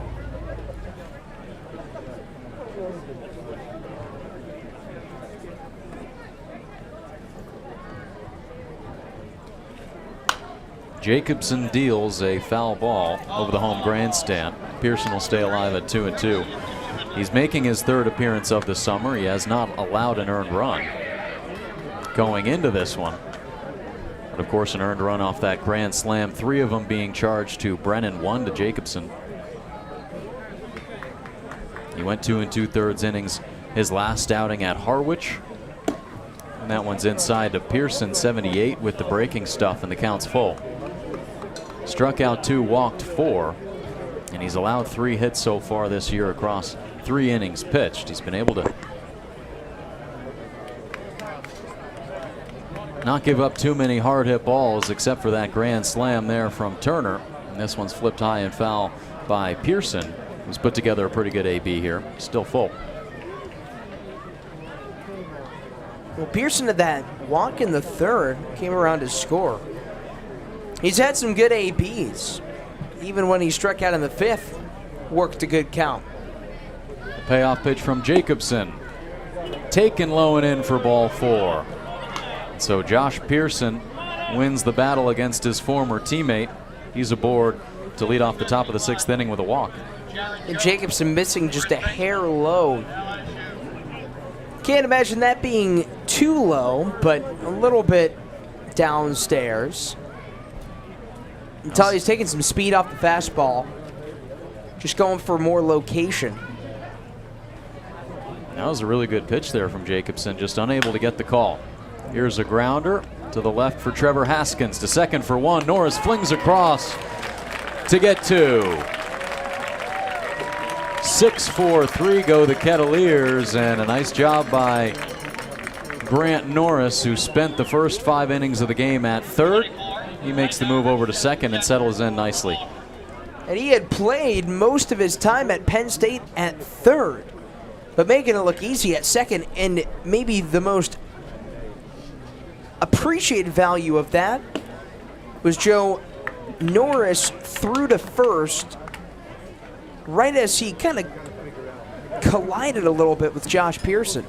So it was almost like an and one. He got a throw right on the target of Mathis while Pearson was crashing into him. The 0-1, a big swing there from Mike Irish. He's behind 0-2. Yeah, Norris would have had at least one shot there. The traditional 3-point play. The 2 outs will do. And the 0-2 nearly in there for a called strike 3. It's 1-2 now to Ike Irish. But if you think about it, there are a lot of parallels, because the double play, you get one more out than you anticipated. When you get an and one, you have one more shot than anticipated. It's a good comparison to make. The 1-2 from Jacobson spiked in there. A backhand from Loma Vida. 2-2 the count now to Irish, as Brock Wills started the game at 2nd but was pinch hit for by Sean Keys back in the 5th inning, and he stays in the game to play 3rd. Norris moving over to 2nd. And the 2-2 from Jacobson is on the way. Turned on down the line in right field, but foul into the trees. Boy, Irish really got a hold of that one. Just as he did that double in the 2nd inning, that reached the gap in left center. And it brought home the first run of the game for the Whitecaps. 2-2 on the way from Jacobson. High bouncer on the infield grass. Matheson to his right. The play at first in time. Jacobson having to range all the way from the mound over towards first to complete the third out, and he does so perfectly. Score stays right where it's at, 8-1 Whitecaps lead as we go to the bottom of the 6th inning, and it's t-shirt toss time from Lowell Park. You're listening to Kettleers Baseball on the Kettleers Radio Network. Tune into all of our road broadcasts by downloading the Mixlr app and by searching up Cotuit Kettleers. Cotuit Baseball lives here on the Kettleers Digital Network.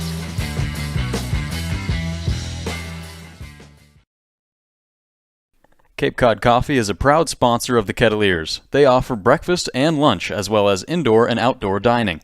Check out Cape Cod Coffee at their 3 locations on Route 130, at Mashpee Commons, at Wareham Commons, or on their website at capecodcoffee.com. This year, the Cape Cod Baseball League celebrates its 100th anniversary. For over a century, baseball has been a staple on Cape Cod, producing over 1,600 Major League Baseball players. To learn more about the Cape League Centennial Celebration, go to capecodbaseball.org today. When the unexpected happens, make sure you and your assets are insured appropriately. The agents at Leonard Insurance Agency can tailor coverage to meet your needs. Call 508-428-6921 to talk to their licensed agents today. Stay in touch with the Kets on our social media. You can follow us on Facebook, Twitter, and Instagram by going to Cotuit Kettleers to keep up to date with scores. Bottom of the 6th inning from Lowell Park. Whitecaps leading 8-1 on the Kettleers Digital Network. And a new pitcher in the game for the Whitecaps. That'll be the day for Fisher Jamieson, who was unbelievable through 5 frames, giving up just 1 earned run across 3 hits. He struck out 9 and walked none. So what an outing there for Fisher Jamieson, his 2nd start of the summer. And that makes way for Darian Smith to come in the game in relief here for Brewster to start off the 6th inning. And the key with Jamieson, Joe, is that he had allowed just 4 base runners. He had that E5 on the first batter he faced in Brock Wills in the first, so not much he could do about that. He got a good ground ball and then allowed 3 singles, and that was all.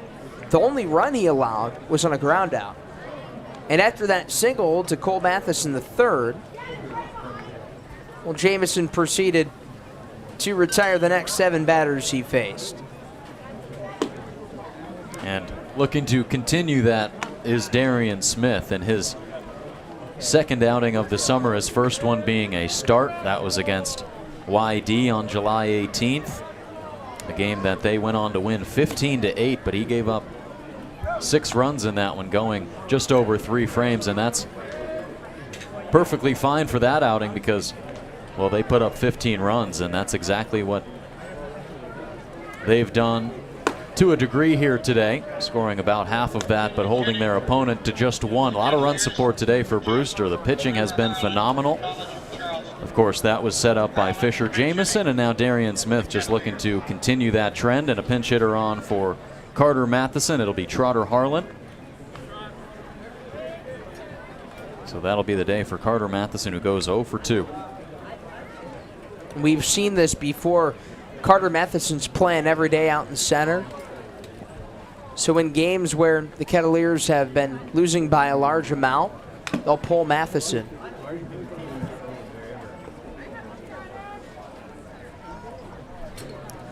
Cape League All-Star went 1 for 2 in the game. Hit a single through the right side. That was after Cole Mathis had his first AB where he walked. So he allowed his teammate to advance over to third, who eventually scored. Mathis in the on-deck circle right now. And so definitely good to give these top guys, especially a guy like Matheson, who's been playing so much. He needs as much rest as he can get, especially as we get into the later days of the season. The 0-1 to Harlan. Down beneath his knee is 1-1 now. Darian Smith, 94 with that fastball. Harlan in a pinch hit spot leading off the top of the 6th inning. Pitch on the way from Smith. The fastball swung through for strike 2.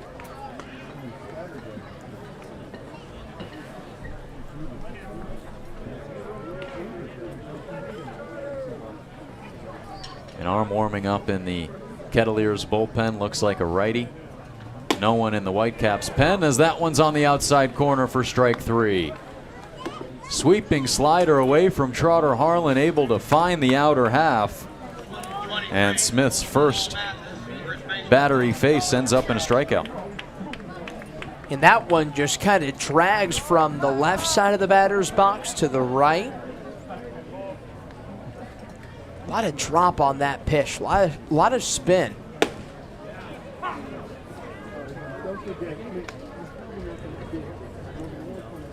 Mathis aboard now.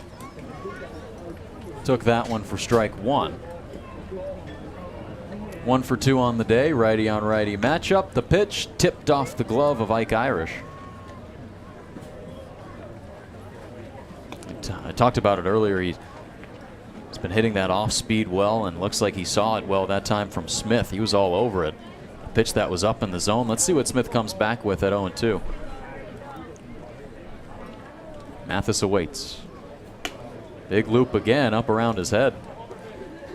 Wonder if Smith is trying to go letter high breaking stuff, which is one that you could get a swing and a miss, but you certainly don't want to hang it against a guy who's hit 7 home runs, especially all up and in. Upstairs with the breaking ball again, 81. It looks like that's what he's doing here.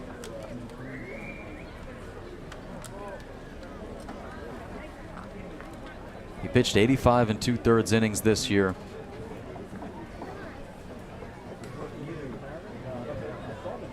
At Southeastern University. Here's a drive into left center field off the bat of Cole Mathis. Going back on it is Robertson at the fence. He brings it down. Mathis just a couple feet away from his 8th bomb of the summer. But that'll have to wait as the yard holds it. And the lead is held right where it's at 8-1. Smith, instead of elevating, he gravitates towards that knee-high fastball, and a lot of oohs and ahs when it left the bat of Mathis. Would not play much of a factor that much anymore. So maybe if that were in the 1st inning, that ball would have left the yard. Well, going back to his flyout in the 1st inning, that was one where he just kind of lunged at low and away in the zone, and he was able to lift it pretty deeply out into left center. As Grant Norris goes back to 1-1 here. And that's one that really carried pretty far, so you'd have to assume, Tyler, that that fly ball from Mathis is out of here earlier in the game. 1-1 from Norris, to Norris, I should say. He takes it down low. Still kind of flabbergasted at how far that went. Just as a testament to Mathis. I mean, it was about as half of a swing as they come, yet it went into deep left center. Smith gets it back on top. He evens it at 2-2 there. Mathis, a guy who has a real effortless swing, especially watching him in BP. 2-2 to Norris on the ground, through into left center field, goes right in between the legs of Davis Diaz. That'll be the 2nd error on the field today for the Whitecaps. And it puts Grant Norris aboard with 2 gone. But you had said it, Joe, base runners is the key for the Kettleers to try and knife through this Brewster lead. They're going to have to get it in any way they can come by.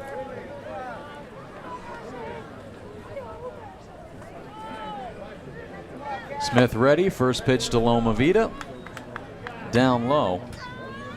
Darian Smith across those 85 2/3 innings pitched this year, a 2.94 ERA. He allowed just 28 runs. Loma Vida flicks that one just over the white painted C behind home plate. The English C for the Kettleers, picked up by James McCoy in the on-deck circle. As plenty of shadows are casting across the infield now. Loma Vita having to see the ball through the shadow into the sunshine. From the right side of the batter's box, he awaits the 1-1. Loma Vita stings this one into shallow left center field. That one's going to sink in for a base hit. Norris going from first to third, throws not in time. Loma Vita advancing on the throw, he's safe.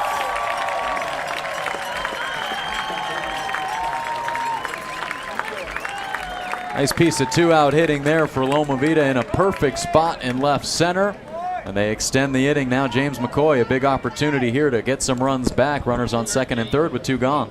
And that is hesitant-free base running from both Norris and Loma Vita. It falls in between Tibbs and Robertson, and then Norris, he's going to third without a doubt. Loma Vita recognizes that throw to third, so he takes second base without a throw, which is a testament to his speed. So great base running, advancing 90 extra feet.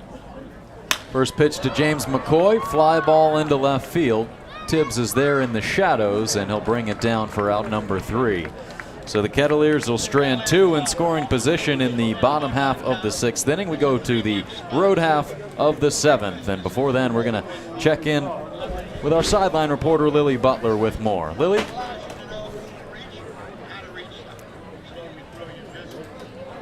We'll come. Coach, but his relationship with Cotuit way before then, when he was a bat boy for the Kettleers many years ago.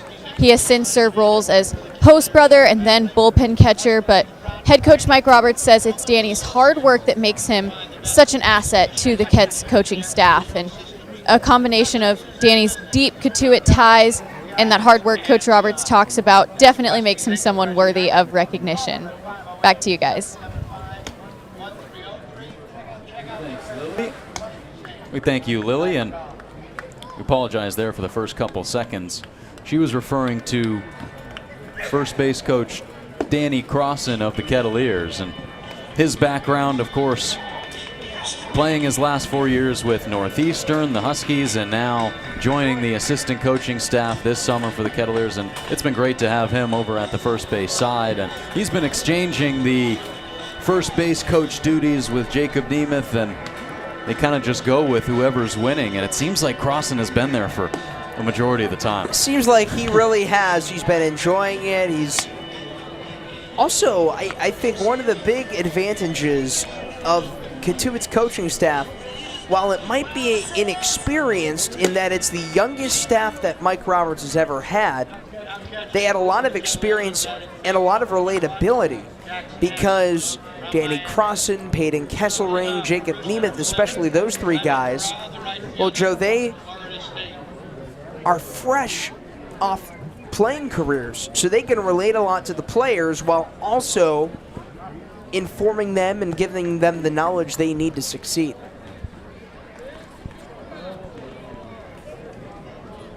Will Jacobson is ready. His first pitch right back, ricochets off his glove towards first. The underhand toss is in time. Tough one there for Will Jacobson. He originally tries to receive it on the mound, but it caroms right to his first baseman, and they're able to figure it out for out number 1. Well, for those scoring at home, that'd be 1-3-1 on the putout. And it gets Jaime Ferrer, who had reached base in all 3 of his first plate appearances, a walk in the 5th, and then a pair of singles, both going for RBIs in the 2nd and 3rd. Mason White digs in, a fastball outside, dropped by the new catcher Jack Scanlon. He replaces Caleb Loma Vita. And Trotter Harlan stays in the game playing center field. He hit for Carter Matheson back in the 6th. Pitch from Jacobson on the way. Outside again. Seems like that's been the miss for Jacobson, especially against left-handed batters. He just has that natural run, meaning it's usually a 2-seam fastball, and it just moves away from a lefty like White. That continues to go arm side, and he tries to bring the slider back on the back door here, but it's too far away. 3-0 the count to Mason White, who's already worked 2 walks in this game. Grounded out to second other than that. The 3-0. get me over fastball on the outer half. It's 3-1.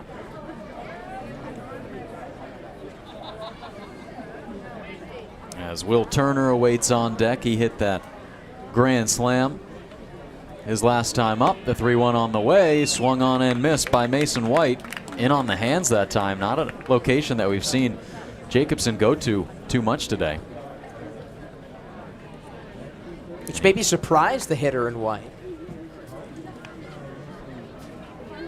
He's fought his way back to 3-2. Let's see if he can finish it. It's tagged foul. High over the home grandstand towards the snack shack, and it's off the green roofs of the baseball operations offices. Plenty of kids making their way over towards the batting cage trying to get that one. Plenty of screams. Someone's excited. Looks like a kid in a white cap. His day made.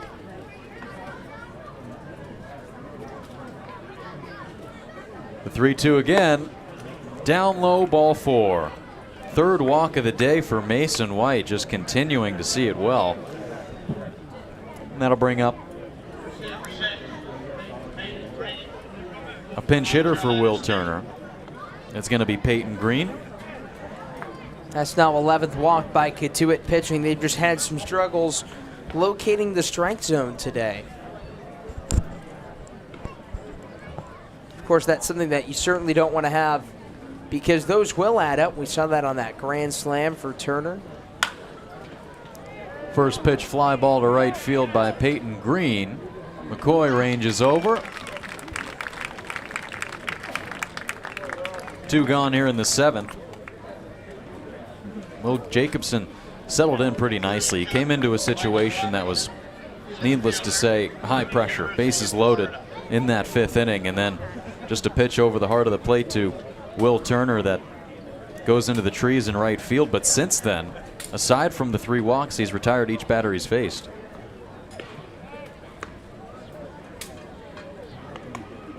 And of course, I think that's what makes it impressive too. You come in that situation and then you give up a home run the first batter you face. And then you got to go from there, down 8-1. So it makes a big difference. Yet Jacobson proceeded nicely. He's done a real good job of hanging in there. I mean, that's just got to be a real tough feeling. You come into a tough situation just trying to get a big out, but instead gives up a big fly. He's been able to recover really nicely after that. And a perfect pitch there on the outer half to Michael Robertson. Robertson put together a pretty good day. He's 1 for 2 with a single in the 2nd, walked in the 5th. He's got a man on first with 2 gone. Here in the top of the 7th. 1-1 the pitch on the way from Will Jacobson.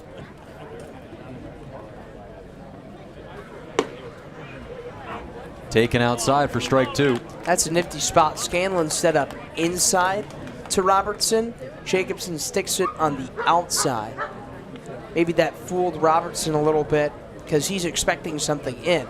Maybe you're not necessarily looking towards the catcher, but you can hear when the cleats go into that inside part of the plate. Looks like a little outside here. Line drive past Haskins into left field.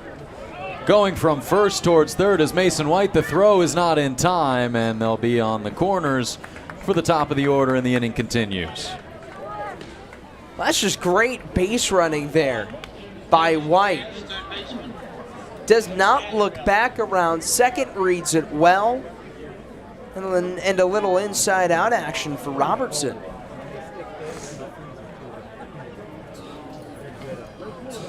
Going into this game,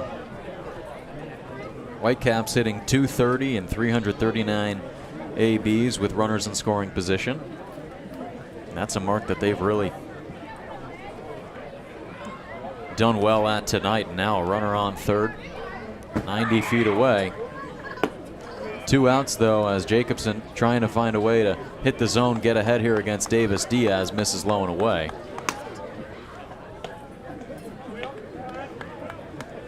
As Diaz is 0 for 3, a fly out. He grounded into a double play, struck out looking, and then walked. That was in the 5th inning. Second to last batter in that inning. He was the ninth man to come up to the plate.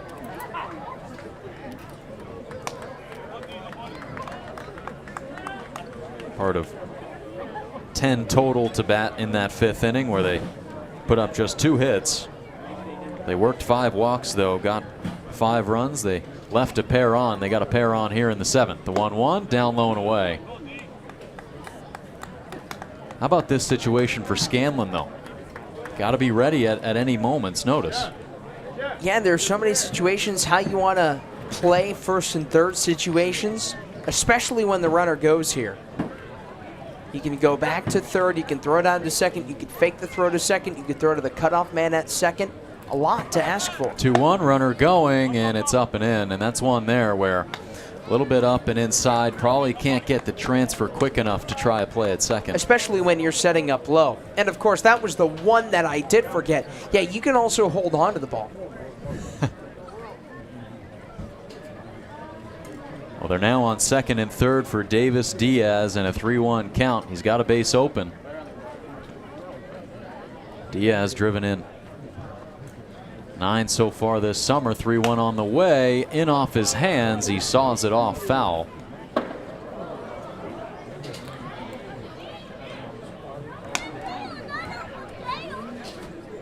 think that got into the visitors' grandstand. Made a loud noise. Nice job by Jacobson. Another full count here.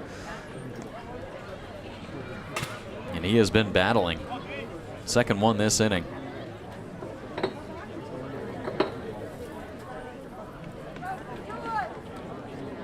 Runners on second and third. 2 gone. Jacobson deals upstairs, ball 4. Second walk of the day for Davis Diaz, and it loads up the bases. About that fight from Davis Diaz. Some great at-bats that we've seen Brewster work. I mean, Cotuit pitching, sure, they've walked 12 batters, but a lot of them have been on close counts. Pitchers that have extended beyond 6 to 7 in an at-bat. And because of that, you got to give a lot of credit to the Whitecaps. Just stretching together at-bats. And like we said, this is one of those games where a lot of these little things add up. I think the Whitecaps, they've done a great job drawing walks. They've created a lot of their chances by doing some of the little things. And then when they get more volume on the base paths, that's where they get those timely hits. They've got 7 hits, but they've got 8 runs. Predominantly on one of those big hits, that grand slam to Turner. Catches the outside corner on the first pitch there to James Tibbs. Does Will Jacobson.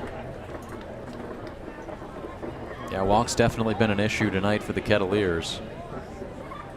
That the 12th one issued by the 3 arms we've seen tonight. In their last 5 games, Cotuit pitching has gone 40 innings and walked 37. In the previous 44 before that, they had just walked 20. 17 less. 1-1 from Jacobson. Fastball tagged into center field. Harlan trotting in. And he'll make the catch in the alley for out number 3. So the Whitecaps leave them loaded in the 7th inning. A nice job by Will Jacobson to escape the jam. And it's stretch time from Lowell Park. Pictures, behind-the-scenes content, and more. Follow us today. Hi, this is Ryan Glaney, the corner infielder for the Cotuit Kettleers, and you're listening to the Kettleers Digital Network. There's a weekend in July where the baseball world revolves around a village in upstate New York. Baseball Hall of Fame induction weekend in Cooperstown is an unforgettable experience filled with family-friendly activities and priceless moments. Make your plans today for July 21st through the 24th for the induction of Fred McGriff and Scott Rowland as the class of 2023. Visit baseballhall.org today for the entire schedule. See you in Cooperstown, where the journey becomes legend. Cape Cod Coffee is a proud sponsor of the Kettleers. They offer breakfast and lunch, as well as indoor and outdoor dining. Check out Cape Cod Coffee at their 3 locations on Route 130, at Mashpee Commons, at Wareham Commons, or on their website at capecodcoffee.com. Gear up during the season by going to the Cotuit Kettleers store at Lowell Park, your place for all things Cats merch. Can't make it to the ballpark? You can order the latest apparel and accessories on kettleersstore.org. Missed last night's game? Catch up on everything that happened with daily recaps and sidebar stories from Shane Patagna and Jimmy Middleton by visiting cotuitkettleers.org/blog. Stay in touch with the Cats on our social media. You can follow us on Facebook, Twitter, and Instagram by going to Cotuit Kettleers to keep up to date with scores, pictures, behind-the-scenes content, and more. Follow us today.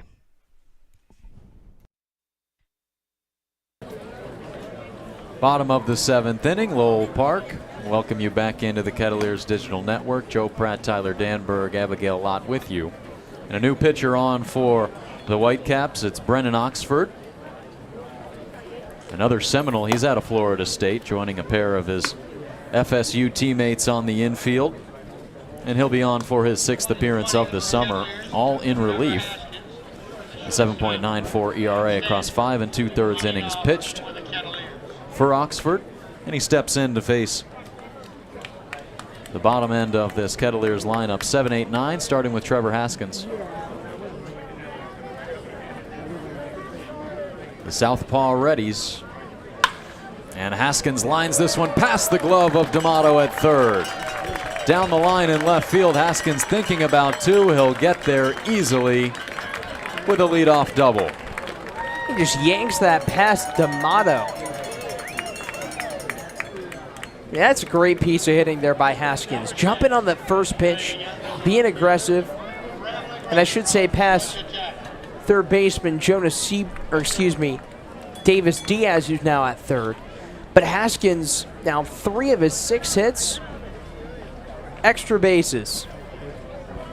So he's finding gaps. He's hitting some a little bit out. Productive past week for Haskins.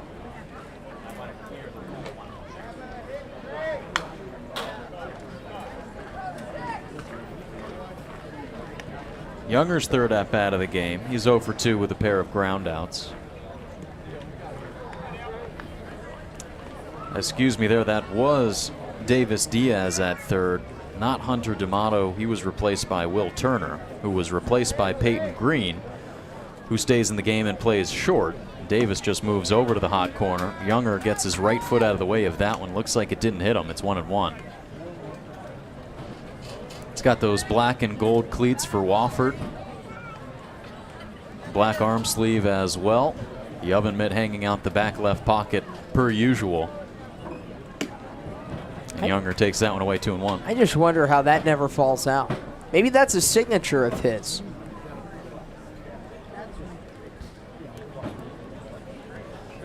It's one that it looks like it's looser and looser every single at bat. 2-1 from Oxford. Fastball tipped off the glove of Irish. Younger just got under that fastball. He was on it. Up in the zone from Oxford, whose last time out was July 16th, the game in Chatham at Veterans Field. He got the win in that one. Faced 5 batters in just an inning, struck out 1, walked 2. All of his 5 runs given up on the summer was across 1 outing. That was a game in Falmouth. 2-2 to Younger. High fly ball into center field. Robertson back. He brings it down. Haskins fakes the go on to third. He'll stay at second. There's 1 gone. Robertson able to rifle it in out from center. He's got a big arm. Whitecaps outfield, they've got guys that really have a lot of arm strength. Jaime Ferrer, 3 defensive assists this year. But Younger got good wood on it. Just clips it into center. But right there in that medium deep part of center. First pitch to Danny Corona, low and away. Corona 0 for 2, a pair of Ks. And you talk about the outfield, the coverage that the Whitecaps have on it. Those 3 right now, Ferrer, Tibbs, and Robertson. You could argue that 4/4 of the world is covered by, or 3/4 of the world is covered by Whitecaps. You could say that, which, I mean, from an environmental standpoint, because there's a lot of water, I mean, that's a justified argument. A 2-0 catches the outer half, 2-1 to Corona.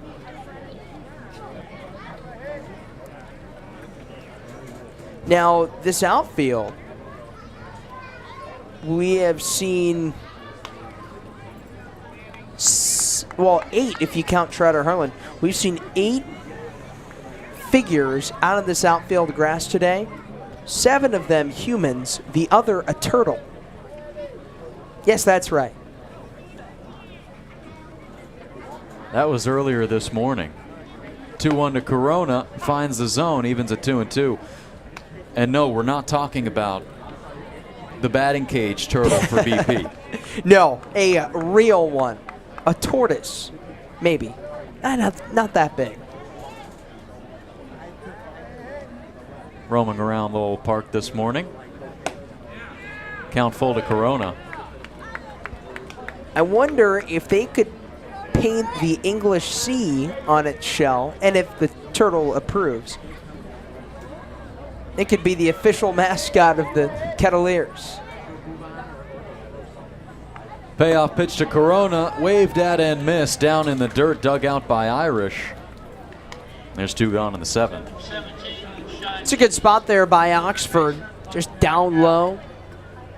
Corona goes out of the zone to get it. Comes up a little bit empty. Sharp slider there from the southpaw, Oxford. We talked earlier, I think it was mentioned earlier, that turtle this morning could possibly be a token of good luck for the Kettleers, but so far today, all the luck not on their side. 5 hits on the board, 1 run across. Just 7 hits for Brewster, 8 runs across, and of course, they had a lot of help from that big grand slam back in the 5th inning. And that has seemingly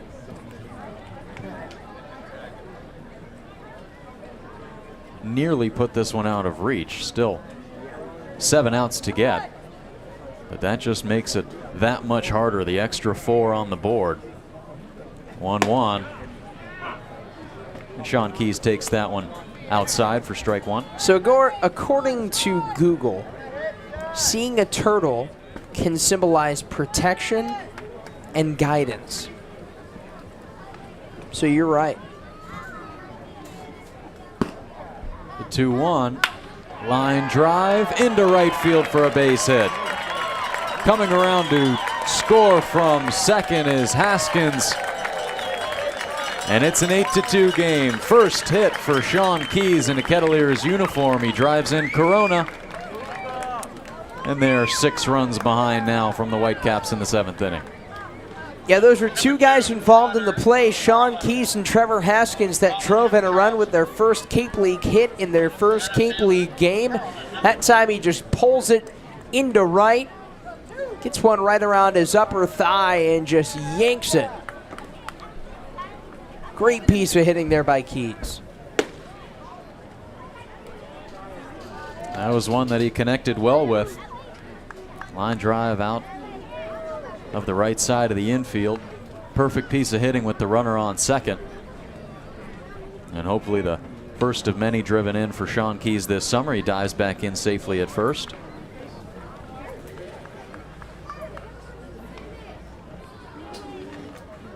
And now Trotter Harlan steps in, another pinch hitter in this game. He had his first pinch hit AB in the 6th inning.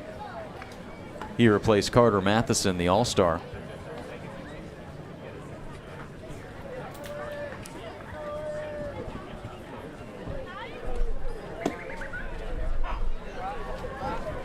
Harlan takes strike 1. If you look at the first 3 innings from this team, they got things going, but it's more about that 2-out hitting and that ability to keep the innings going. And I think that's something that they did really well at Wareham. it's not something that they have quite hit the mark on today. Yeah, and they've had some struggles with it up until now, but you look at the numbers, the .367 batting average, which is unbelievable, with runners in scoring position and 2 out, 83, now 84 runs driven in. They check at first. Harlan didn't go. 2-2 the count now. I mean, usually, regardless of the situation, you're not supposed to hit near 300 with 2 outs. It's usually the nature of the beast. It's a little bit more of a tighter situation. 2-2, squirts away from Irish. Going on to second is Keys.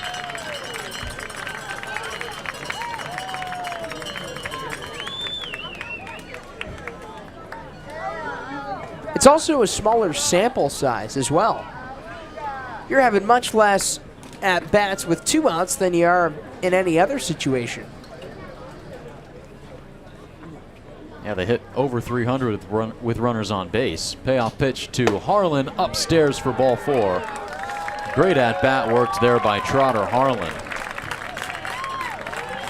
who keeps the inning going and brings up Cole Mathis with 2 on and 2 out. That's the 4th walk for Harlan, his 3rd in his last 3 games. And all those walks just seem to be on ones that he can stretch out in counts. Fight off a few pitches, maybe take a pitch regardless on the first one he sees. And the first one he sees isn't even close, it's low and in for ball 1.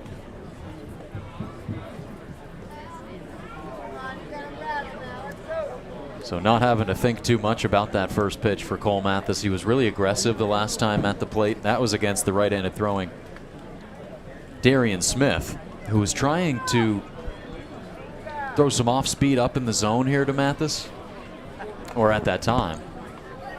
Yeah, he threw 3 straight sliders, Joe, that were right around the shoulder height of Mathis. And he just left it a little bit more upper than he would have liked. On the way to Mathis, skied on the infield. Mason White trots in the base path. He brings it down for out number 3, and the Kettleers will leave a pair on again here in the 7th. But they add 1 on an RBI single from Sean Keys. Welcome to the Kettleers for Sean Keys. It's an 8-2 game as we head into the 8th inning on the Kettleers Digital Network. Cotuit Kettleers baseball clinics offer instructional baseball clinics for boys and girls ages 6 through 17, geared to their individual needs and skills.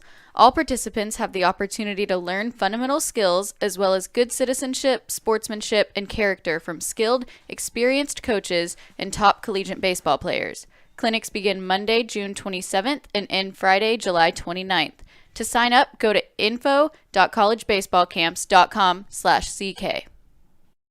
You're listening to Kettleers Baseball on the Kettleers Radio Network. Tune into all of our road broadcasts by downloading the Mixlr app and by searching up Cotuit Kettleers. Cotuit Baseball lives here on the Kettleers Digital Network.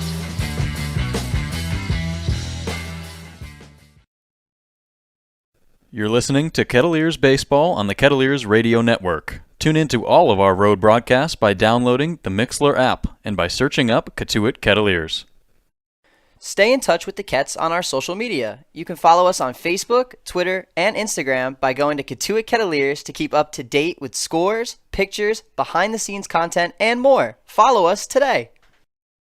When the unexpected happens, make sure you and your assets are insured appropriately.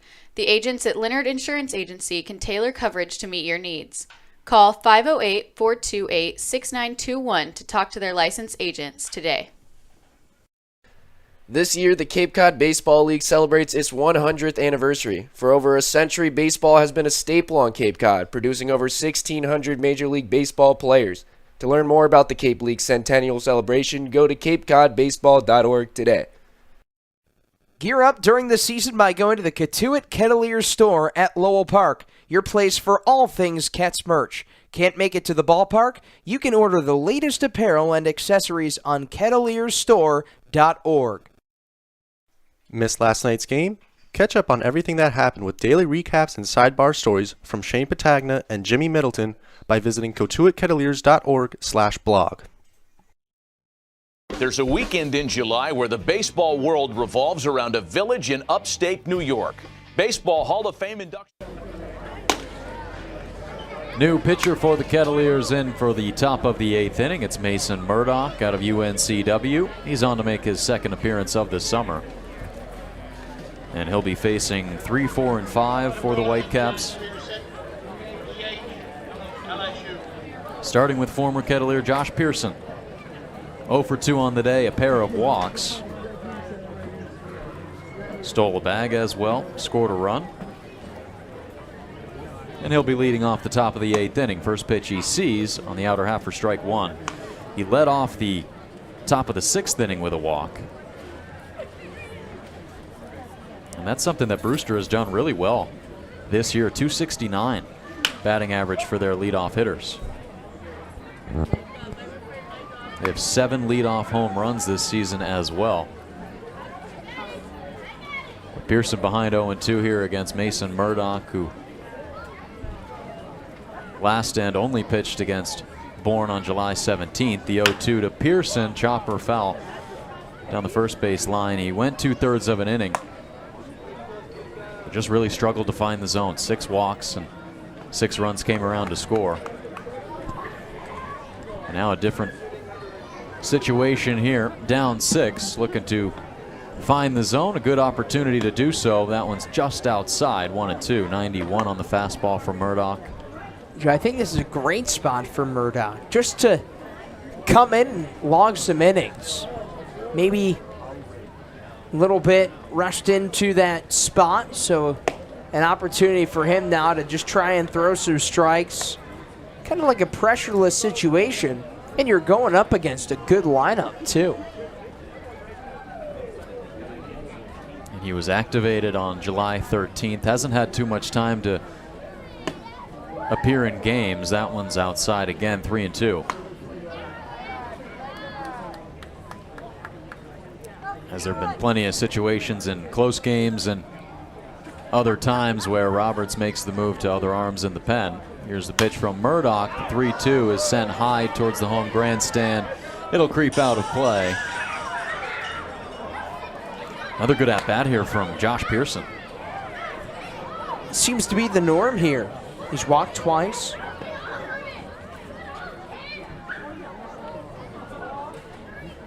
That last one being a leadoff walk in the 6th.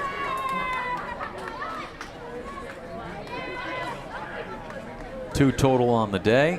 The 3-2 again. Fastball laced into center field. Harlan doesn't even take a step to field the first out.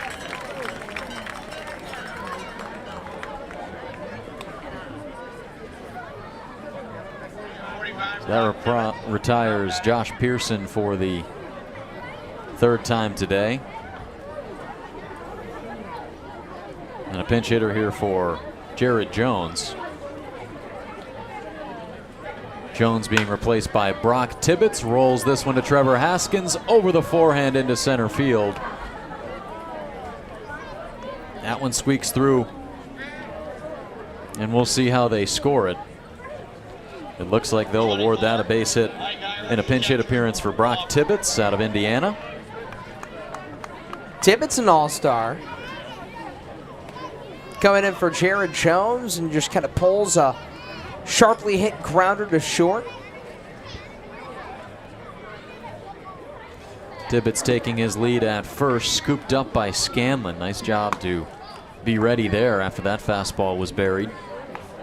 Tibbetts has a lot of history with a bunch of the Kettleers. Josh Pine, Carter Matheson, currently on the roster. Those 3 in 2022 were the first freshman trio at Indiana to drive in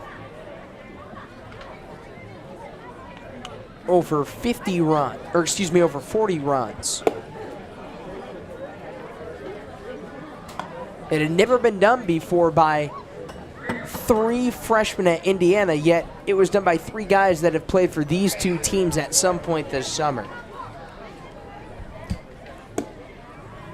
Ball 4 inside to Ike Irish. Yeah, Brock Tibbetts with 11 runs driven in so far this summer across 28 games played. And he had a single in the All-Star game on Saturday night. Didn't get the start as a catcher, but made it in as a pinch hitter, had a pretty good night. And now Mike Roberts talking with Mason Murdoch here. Murdoch's second appearance of the summer. Struggled in the first one. This is a good opportunity to just log some more time. And what do you think is on Roberts' mind right now as they're talking things over? Well, I'm not sure what exactly. I know, given his love for strike throwing and how vital he values just the ability to throw strikes, that might have something to do with it. There's a sense of calming down Murdoch, who's now walked 7 guys in 2 appearances. But you could just kind of tell by looking at Roberts' body language, it's all instruction. Like, this is a chance to learn for Murdoch in kind of a developmental appearance. Jaime Ferrer takes away for ball 1.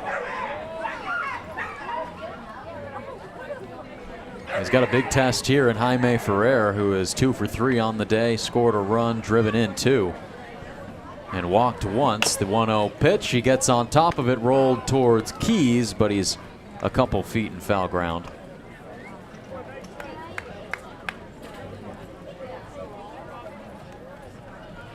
So runners on first and second for Jaime Ferrer, who was potentially knocked his third base hit of the game in the 7th inning. That was a hot shot right back at Will Jacobson. It took a hop and it went off of his glove. He nearly was able to squeeze the leather around it. But it just kicked to the first baseman, Cole Mathis, and they were able to complete the out there. 1-1 offering is in the dirt, 2-1 here to Ferrer. And that was a nice play by Will Jacobson, and one that probably goes for a single if he's not able to get his glove on it. Yeah, it's just one of those stick it out and hope for the best. And then he had to not only make that play, but then he had to run over to the first and corral the toss from Mathis, just showing off that athleticism. Ferrer awaits the 2-1. It's outside.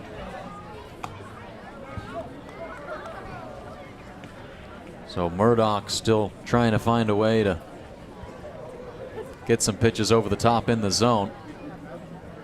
He's thrown 16 so far, 7 of them for strikes. The 3-1, fastball away, ball 4, he loads the bases. And Murdoch's just had some struggles with his control in his first 2 appearances. Base is juiced now and just missing a lot low and out. I think that's been one of the more consistent spots where Murdoch has tried to miss. Sometimes it's tough to get that outside target to a right-handed hitter.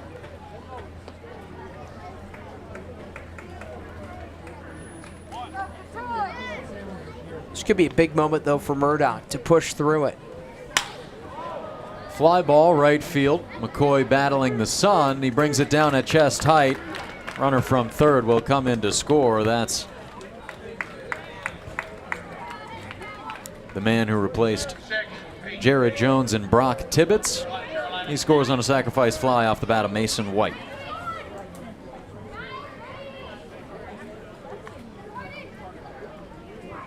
So White drives in his first run of the day, had 3 walks before that. And now the runners are on the corners for Peyton Green, who replaced Will Turner, who replaced Hunter D'Amato. Murdoch fires, another pitch low and away.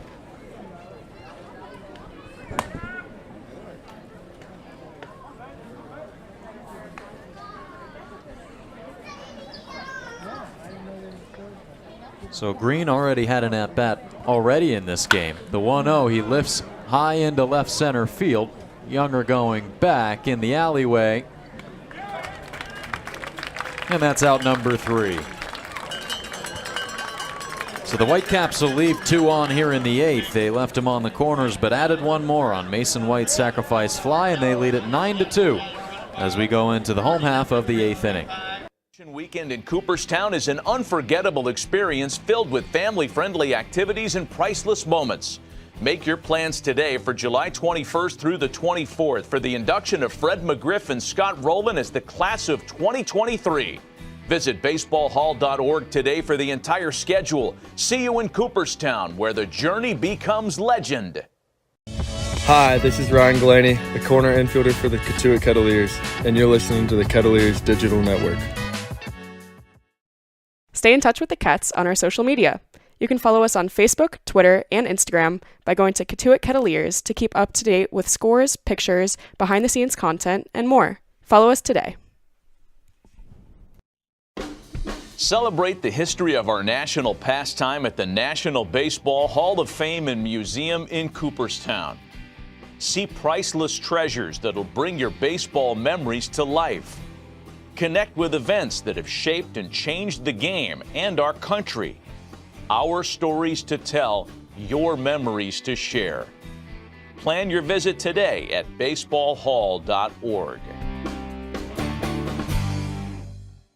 Cotuit Kettleers baseball clinics offer instructional baseball clinics for boys and girls ages 6 through 17, geared to their individual needs and skills.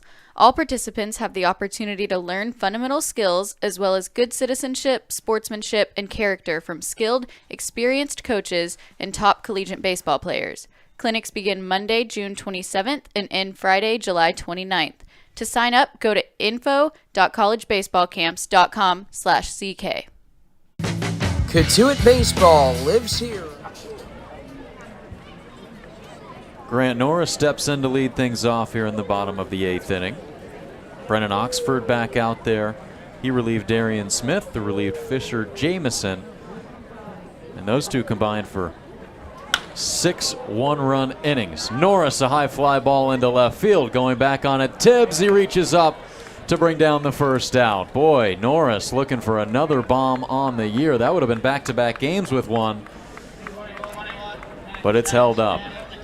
That would have been 5 on the year for Norris, and he's only been here since July 6th. Put a charge into it, but Tibbs able to track it down too. And at this point of the day, you would love to be anything but the right fielder at Lowell Park right now. And you can see the right fielder, Ferrer, buying into that. It looks like Ferrer found a slight pocket of shade over there, so possibly not battling it too much. As the second baseman, Mason White, he's kind of in a slit of sunshine. But those are the only two. Rest of the infield completely covered in shadows. And you really start to get a sense for, I'm sure as the home team, you start to see where these shadows go. You know kind of what you're expecting. So James McCoy, he's done a great job of battling that sun. Well, that one sac fly that Mason White had to drive in the 9th run of the game for the Whitecaps, that was one where McCoy was looking right into that sunshine. That's one that an outfielder can easily come away with not making the catch. 2-2, fouled straight back by Jack Scanlon. This will be his first at-bat of the game. He replaced Caleb Lomavita in the 6th inning. McCoy awaiting on deck. He made that sacrifice fly catch in the 8th inning. He's 1 for 3. Pitch to Scanlon, low and away. He's worked it full. Nice at bat here after Norris went after the second pitch he saw. He comes up just short of another home run. And he went, or fell back to 0 for 4, I should say, as Scanlon takes strike 3. Thought he might have had ball 4. But he'll be headed back to the Kettleers dugout. 2 gone here in the bottom of the 8th. That's just paint there from Oxford. We've seen him do that a couple times. He froze Danny Corona, but swinging. This time he gets Scanlon on a backwards K.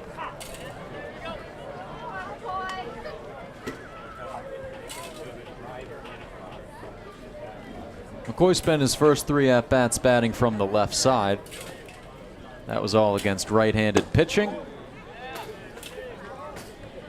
And takes that one down low, 79 from Brennan Oxford. Count evens at 1-1. McCoy went 1 for 3, a single back in the second. He ended up stealing third for his first bag of the summer.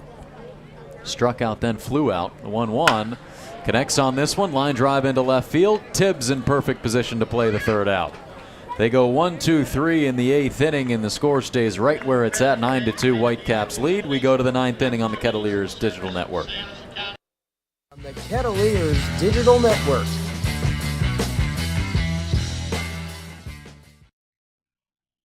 Cape Cod Coffee is a proud sponsor of the Kettleers. They offer breakfast and lunch, as well as indoor and outdoor dining.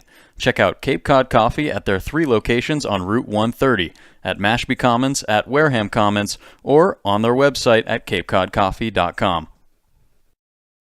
Stay in touch with the Cats on our social media. You can follow us on Facebook, Twitter, and Instagram by going to Cotuit Kettleers to keep up to date with scores, pictures, behind-the-scenes content, and more. Follow us today. When the unexpected happens, make sure you and your assets are insured appropriately. The agents at Leonard Insurance Agency can tailor coverage to meet your needs. Call 508-428-6921 to talk to their licensed agents today. Missed last night's game? Catch up on everything that happened with daily recaps and sidebar stories from Shane Patagna and Jimmy Middleton by visiting cotuitkettleers.org/blog. Celebrate the history of our national pastime at the National Baseball Hall of Fame and Museum in Cooperstown. See priceless treasures that'll bring your baseball memories to life. Connect with events that have shaped and changed the game and our country. Our stories to tell, your memories to share. Plan your visit today at baseballhall.org. Gear up during the season by going to the Cotuit Kettleers store at Lowell Park, your place for all things Cats merch. Can't make it to the ballpark? You can order the latest apparel and accessories on kettleersstore.org. Cape Cod Coffee is a proud sponsor of the Kettleers. They offer breakfast and lunch, as well as indoor and outdoor dining. Check out Cape Cod Coffee at their 3 locations on Route 1. Top of the 9th inning from Lowell Park. Joe Pratt, Tyler Danberg, Abigail Lott, and Lily Butler. Thank you for tuning in to the Kettleers Digital Network for Game 35 of the Centennial Cape Cod League season.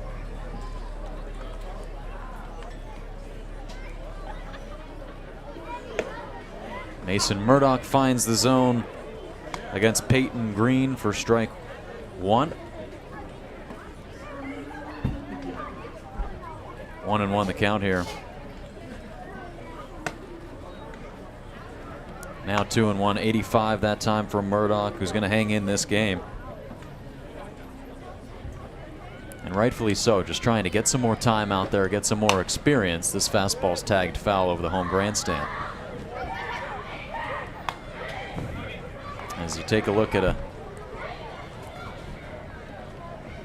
couple numbers around the league, Kettleers just 3 points ahead of Hyannis for the #1 spot in the West Division. 2-2, grounded to the left side. Haskins from his back foot in time across the diamond to get the first out. We've seen Haskins do that a couple times where he focuses on the transfer, focuses on making a quick transfer, and then just throwing off his back foot, because the quicker you can get it out, it doesn't matter how much speed you put on it, as long as you just make an accurate throw. And that's exactly what he did there. Just kind of a floater, fadeaway type of throw to first, and he got him.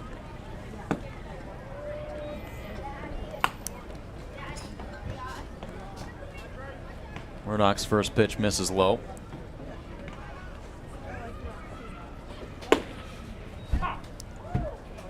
The next one in there for strike 1 to another pinch hitter.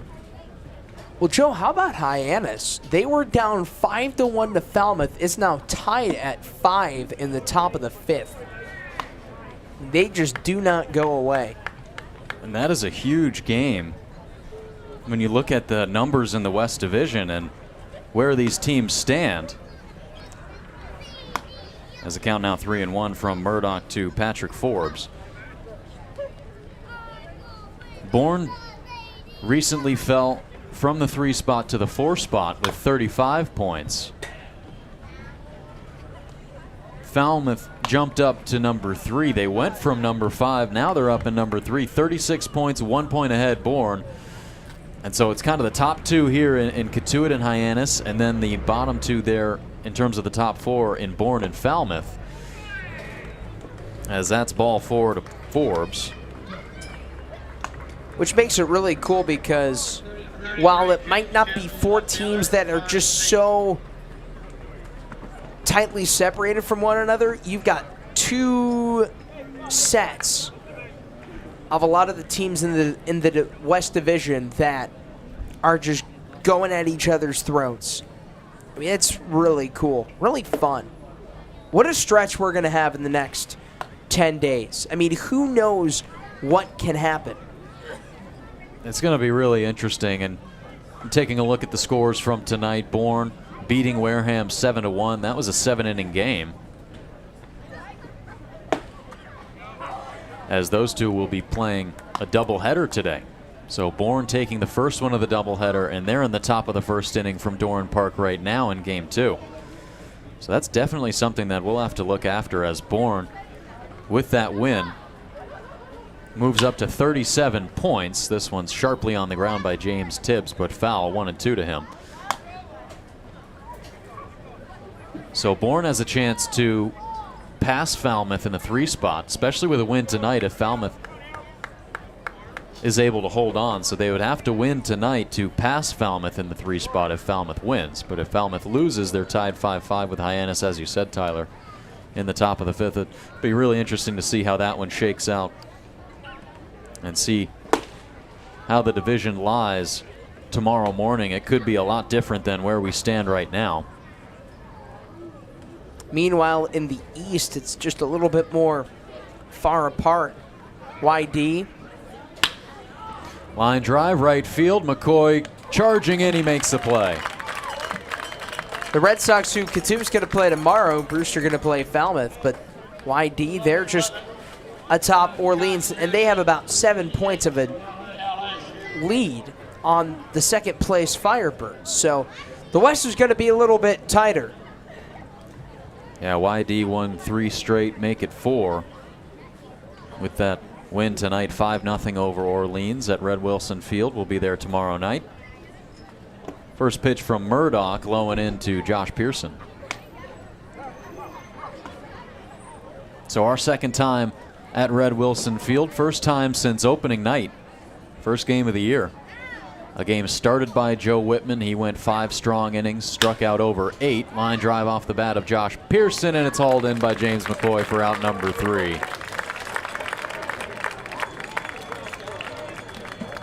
And we go into the home half of the 9th inning. 3 outs on the board. The Whitecaps are looking to complete their 14th win of the season. Kettleers leading 9-2 on the Kettleers. Kettleers down 9-2 on the Kettleers digital network. 30 at Mashpee Commons, at Wareham Commons, or on their website at capecodcoffee.com. Cotuit Baseball lives here on the Kettleers digital network.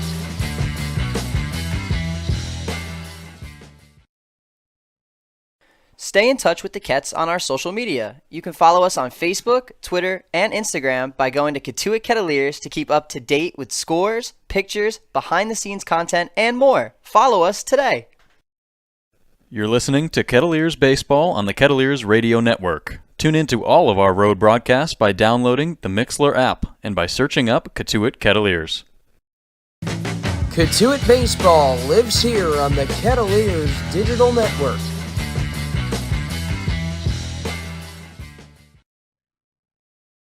Cape Cod Coffee is a proud sponsor of the Kettleers. They offer breakfast and lunch, as well as indoor and outdoor dining. Check out Cape Cod Coffee at their 3 locations on Route 130, at Mashpee Commons, at Wareham Commons, or on their website at capecodcoffee.com. This year, the Cape Cod Baseball League celebrates its 100th anniversary. For over a century, baseball has been a staple on Cape Cod, producing over 1,600 Major League Baseball players. To learn more about the Cape League Centennial Celebration, go to capecodbaseball.org today. When the unexpected happens, make sure you and your assets are insured appropriately. The agents at Leonard Insurance Agency can tailor coverage to meet your needs. Call 508-428-6921 to talk to their licensed agents today. Stay in touch with the Kets on our social media. You can follow us on Facebook, Twitter, and Instagram by going to Cotuit Kettleers to keep up to date with scores, pictures, behind-the-scenes content, and more. Follow us today. Hi, this is Ryan Glaney, the corner infielder for the Cotuit Kettleers, and you're listening to the Kettleers Digital Network. There's a weekend in July where the baseball world revolves around a village in upstate New York. Baseball Hall of Fame induction weekend in Cooperstown is an unforgettable experience filled with family-friendly activities and priceless moments.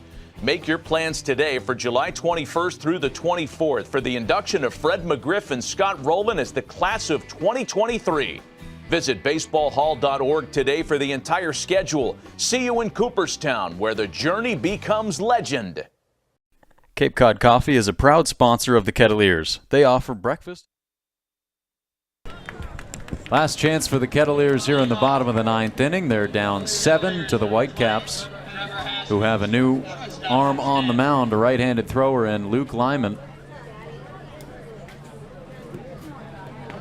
He'll be attending West Virginia this fall. Spent some time at Morehead State in his first pitch to Trevor Haskins on the inside corner for strike 1. Haskins 1 for 3 on the day.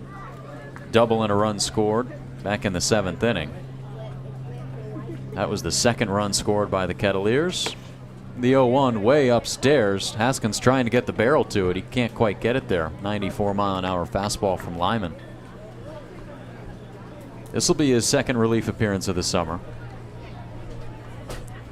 His first one being just a couple days ago. The last game played Friday night.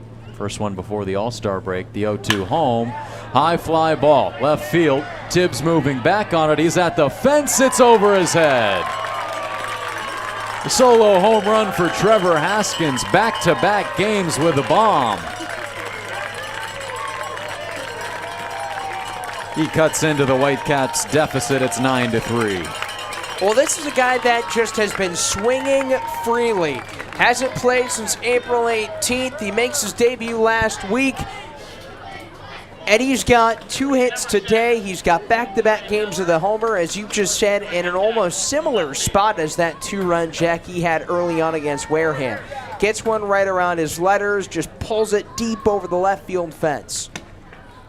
Hey, he got a fastball on the pitch before that he swung at and missed, one that was way up at his letters, and then he just got one that was a little bit lower, and boy, did he take advantage of it. Second homer of the summer for Haskins, back-to-back extra base hits. Younger spins away from that one, 93 from the right-handed throwing Luke Lyman. Up and in with that fastball to Younger, who is 0 for 3 on the day. Grounded out in the second inning, but that brought home Caleb Lomavita from third. 2-0 to Younger, big swing down low, 2-1.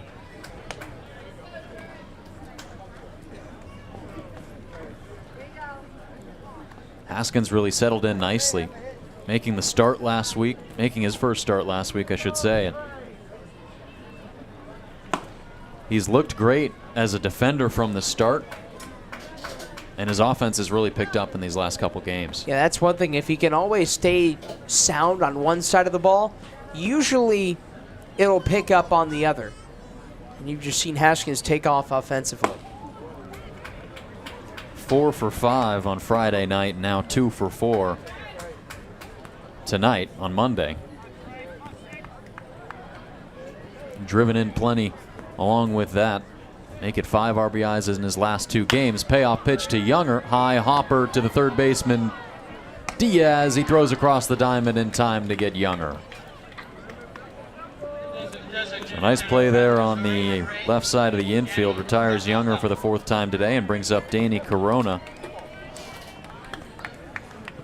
Corona 0 for 3 so far today with 3 strikeouts. Looking to do differently here against Luke Lyman.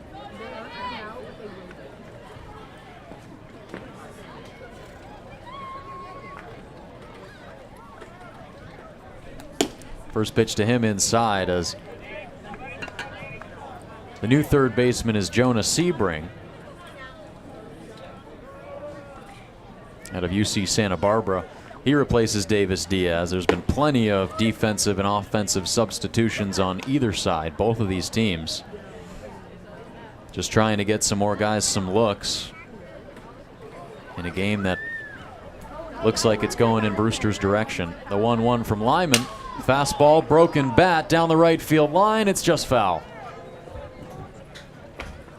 Yeah, just a little bit off that line there from Corona. A little bit of a broken bat.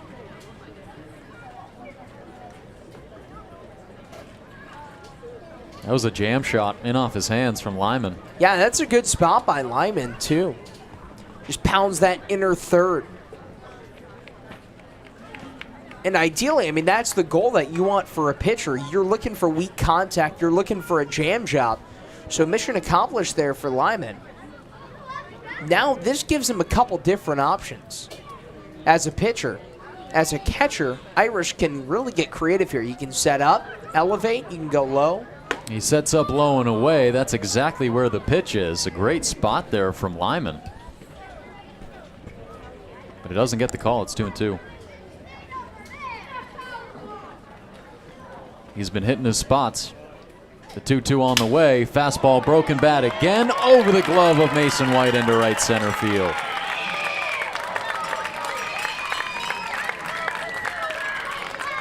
Danny Corona entered that AB 0 for 3. He breaks that streak with a single here in the 9th inning. Well, hopefully Danny brought some extra bats because he just broke 2 in the span of 3 pitches. But again, Lyman jabs him, but Corona just stays through it. Right off that mid part of the handle, and he just bloops it into right center. Sean Keys takes that one low and in. He laced his first single of the first hit of the summer, I should say, in his last at bat. He's 1 for 2. I think that hit from Corona just shows off the barrel control he has, and I think even more how quick his hands are, because it's easy to get under, over, or behind that hard fastball right around hand level. 1-1 to Keys, on the ground to short. White spins and fires to second for 1, on to first in time to get Keys.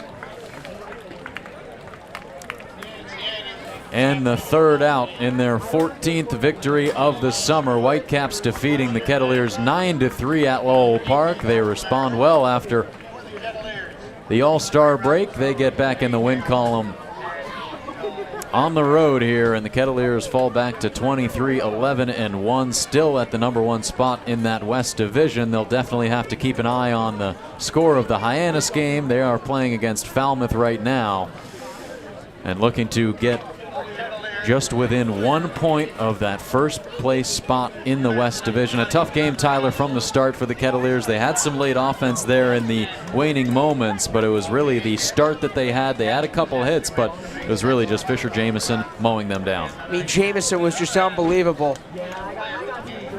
He struck out those 9 and was just really firing on all cylinders. Just fanning guys left and right.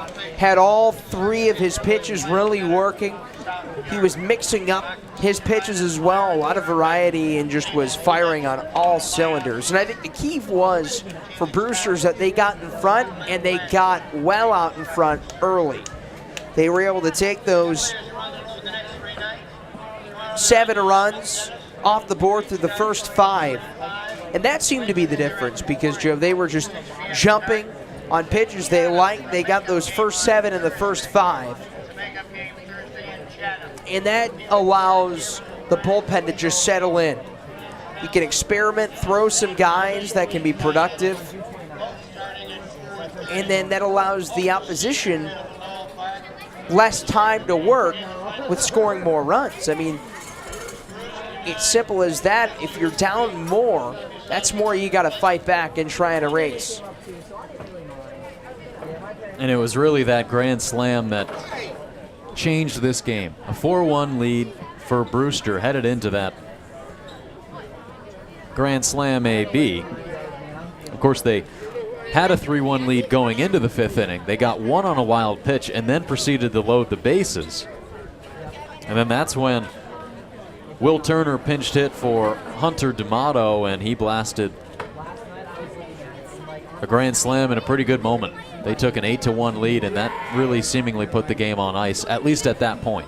What an unbelievable blast that was for Will Turner. You live for spots like that. You come in bases loaded as a pinch hitter. They give you a bat and say, hey, go and hit. And he did exactly that and delivered. The all-star with a big blast, and you said it. It changed the scope of that game because, say, Cotuit gets a double play ball there. They can find a way to escape that inning. Well, then that's a 4-2 game because they tack on, the Kettleers did, that next run in the 7th. So it just goes to show you that it would have been a lot closer, and Trevor Haskins' home run would have made it awfully interesting as well. So Brewster really cashed in when they needed to. Yeah, they definitely did, and the Kettleers had just 10 base runners across all 9 innings of this game. Brewster had 14 base runners after 5 innings.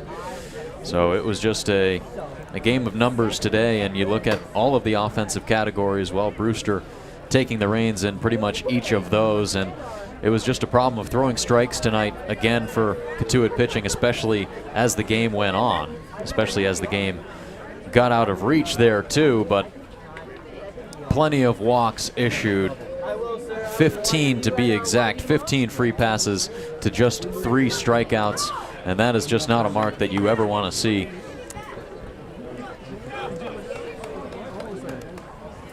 And so they'll be looking to improve upon that, and Lily Butler will be joined alongside Mike Roberts at field level after this 9-3 loss against the Brewster Whitecaps. And what do you got for us, Lily? Joined alongside head coach Mike Roberts after the Kets take a 9-3 loss against the Brewster Whitecaps. Coach, 44 games in the season, those losses are going to happen, but what's the best way to ensure that losses don't become repetitive? You got to throw strikes. You got to throw strikes. That's where we're struggling right now. We're really struggling throwing strikes. As pitchers have left, we've brought in some younger guys, less experienced guys, and it's showing up, and we know that. As I told them, look, it's our job, player development, every single day. We got to grind it. The pitcher's got to do flat ground. The hitter's got to be in here every day. We took ground balls today, worked on base running. So you got to do that every day, and then the players, hopefully can pull it together.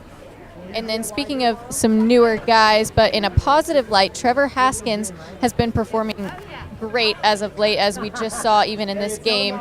Just how exciting is it to see someone who came back from months off after injury and performs like this? Well, it's wonderful. I mean, that's what coaches like to see, and it's nothing we have done. Trevor's been very patient with himself, got through his mono, got through his leg injury, even though he's still not running 100%, but he's certainly better.